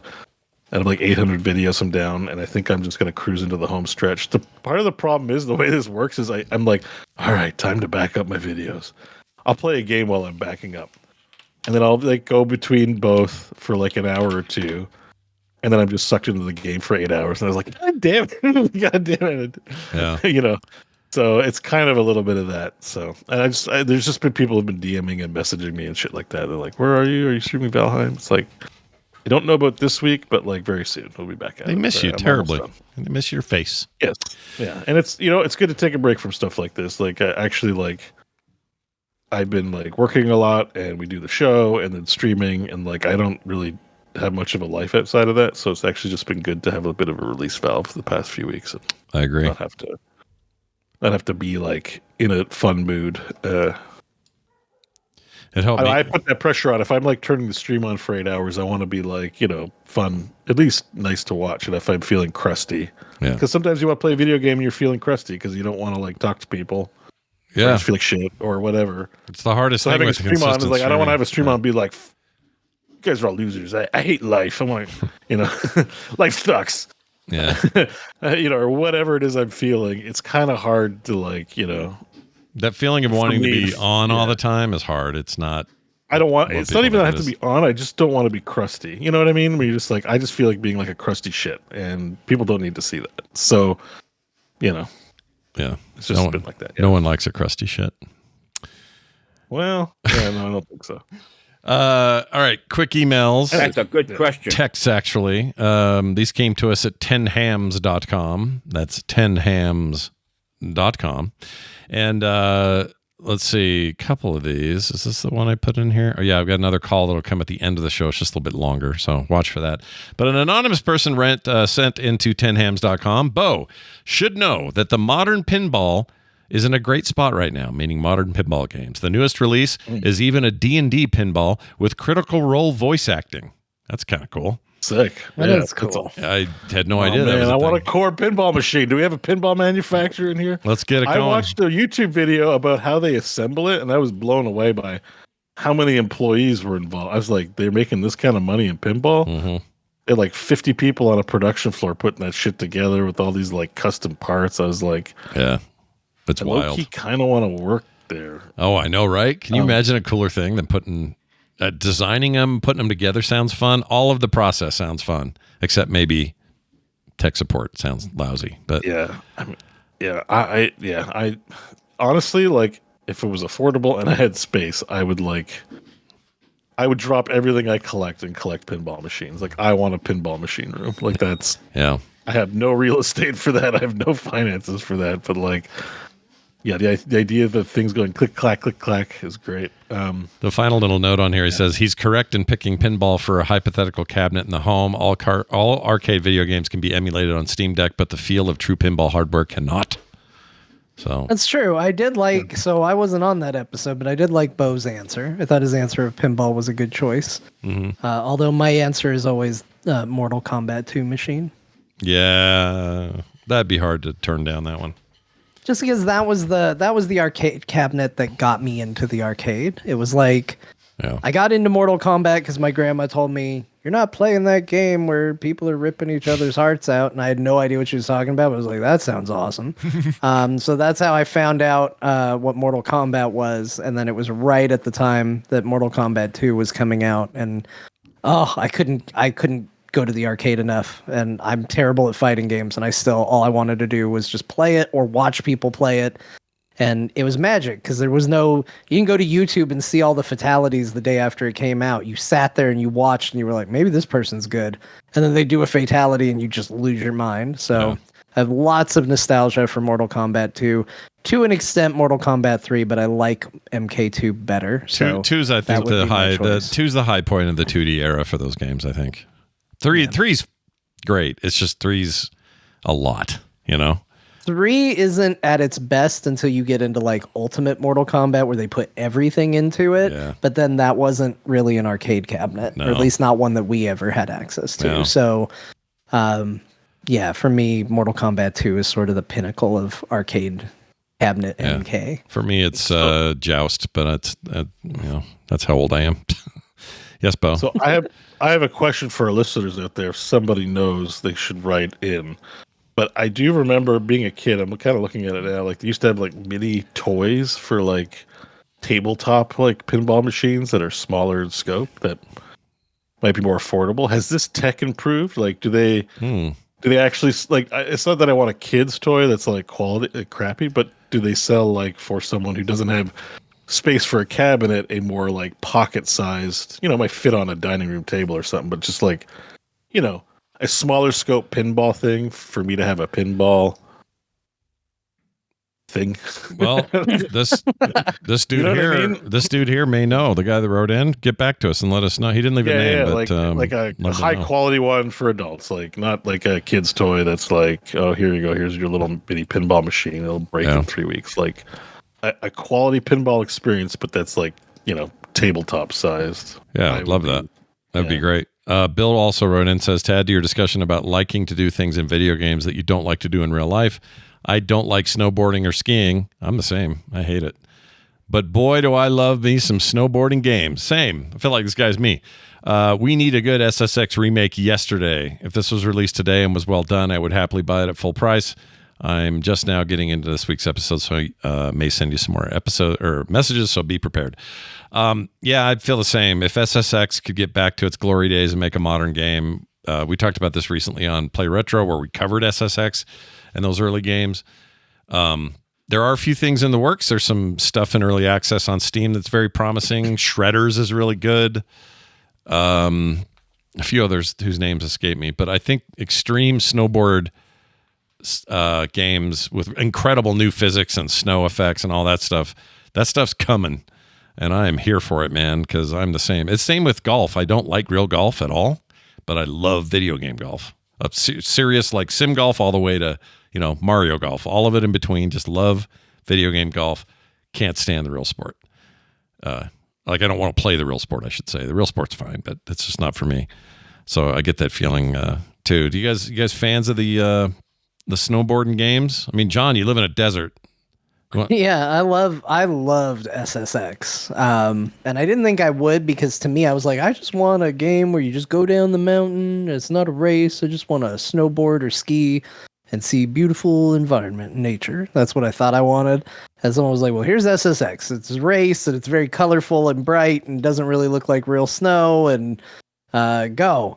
And I was like, I don't think I'm going to like this. And then I started playing it. And I was like, I freaking love this game. I love the SSX games. And I'm shocked that we went from so many different ones to just none. They just don't make them anymore. Yeah, they quit making them, and it's annoying as hell that they stopped making them. I even have this clip here. Let me play it for you. Where is it?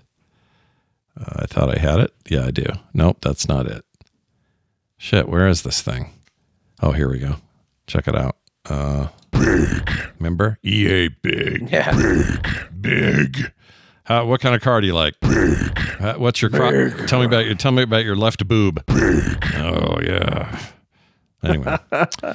Thank you for that message. Thank you for both your messages. I should ask Beau. You live in the Great White North. What's the skiing, snowboarding love that Beau has, or does he have any? Yeah, I've went skiing all of like 2 times in my life. It didn't hit with me. It's not your jam. Yeah. Well, first of all, you have to drive, right? Like, 'cause you go to the mountains. That's true. And I don't drive. Mm-hmm. Yeah. But skateboarding was more my thing. It's urban. It's in the city. You can leave your house. You're immediately on your skateboard. Snowboarding, skiing, it requires travel. Mm-hmm. It's considerably expensive. Like, you got to buy a snowsuit. Oh, it's super expensive. A snow pass, and maybe you need somewhere to stay, because it's not. There's places where you can just go for the day. Yeah. It just never ended up being my thing. So I know plenty of people who love it. Mike, who we talk about often, likes to do the old cross country skiing. So like boring skiing that isn't down the hill. That's fun. It's just like exercise, which is good for you and great. And I'm glad he loves it. I'm not trying to Sure. it. It's just no shade on him. Sure. Yeah. I don't know how many cross-country skiing games there are these days, but yeah. But there are people who love skiing. I know, lots of them, and they, it's a thing. They like it, I guess. Waxing their boards and, living that life. It's great. I have no problem with it. I live in a ski state with tons of skiing, and I don't ski. So there you have it. Yeah. It's beautiful here, though. If you do ski, come to Utah. It'll kick your ass. It's good stuff. Thank you for your messages. 10hams.com will get you that. And the voicemail we heard earlier, that also comes through 10hams.com. That's right, 10hams.com. However you spell it, it'll get you there.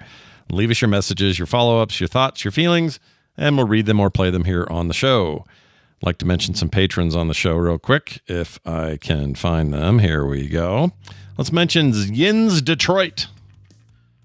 I don't know if that's a name or a guy named Yins who lives in Detroit. I really don't know. But him and Red Wagon both attached their wagons to us this week by being patrons. And what did that get them? Well, they get no commercials or ads in their versions of the show. They get pre-show content every week. Other monthly benefits, including bonus content. You guys are going to do a little dueling John Beau Final Fantasy wrap-up thing for a host bonus. Very excited about that. That'll be coming soon. So if you want more cool stuff like that, that's the place to get it. I also send out video game related art in the mail. Oh yeah, that's right. You heard me. One of a kind. You'll never get it anywhere else. So go sign up today at patreon.com/core show. Everything else is at frogpants.com/core. And all we have left is for Grandma to sum it up. Grandma, what did we play this week? Well, you probably forgot what they talked about because for some reason the show is still incredibly long, but they barely talked about any video games. But here's the ones they talked about. Ghost of Tsushima. Mechabellum got a mention, but nobody played it. Claire Obscure Expedition 33 got mentioned, but it isn't out yet, so nobody played it.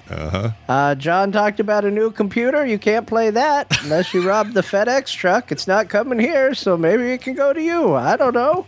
Beau played Final Fantasy VII, Intermission, Rebirth, Remake, and Valheim. Those are the games. That's awesome. Yeah, go rob that thing and then forward that to John. Good Lord.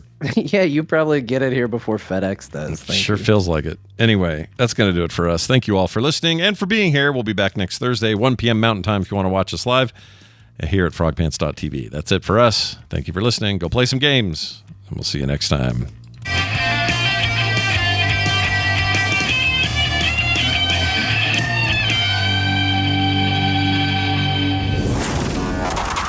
Roses are red, and I love to dance. When I'm looking for great shows, I go to frogpants.com.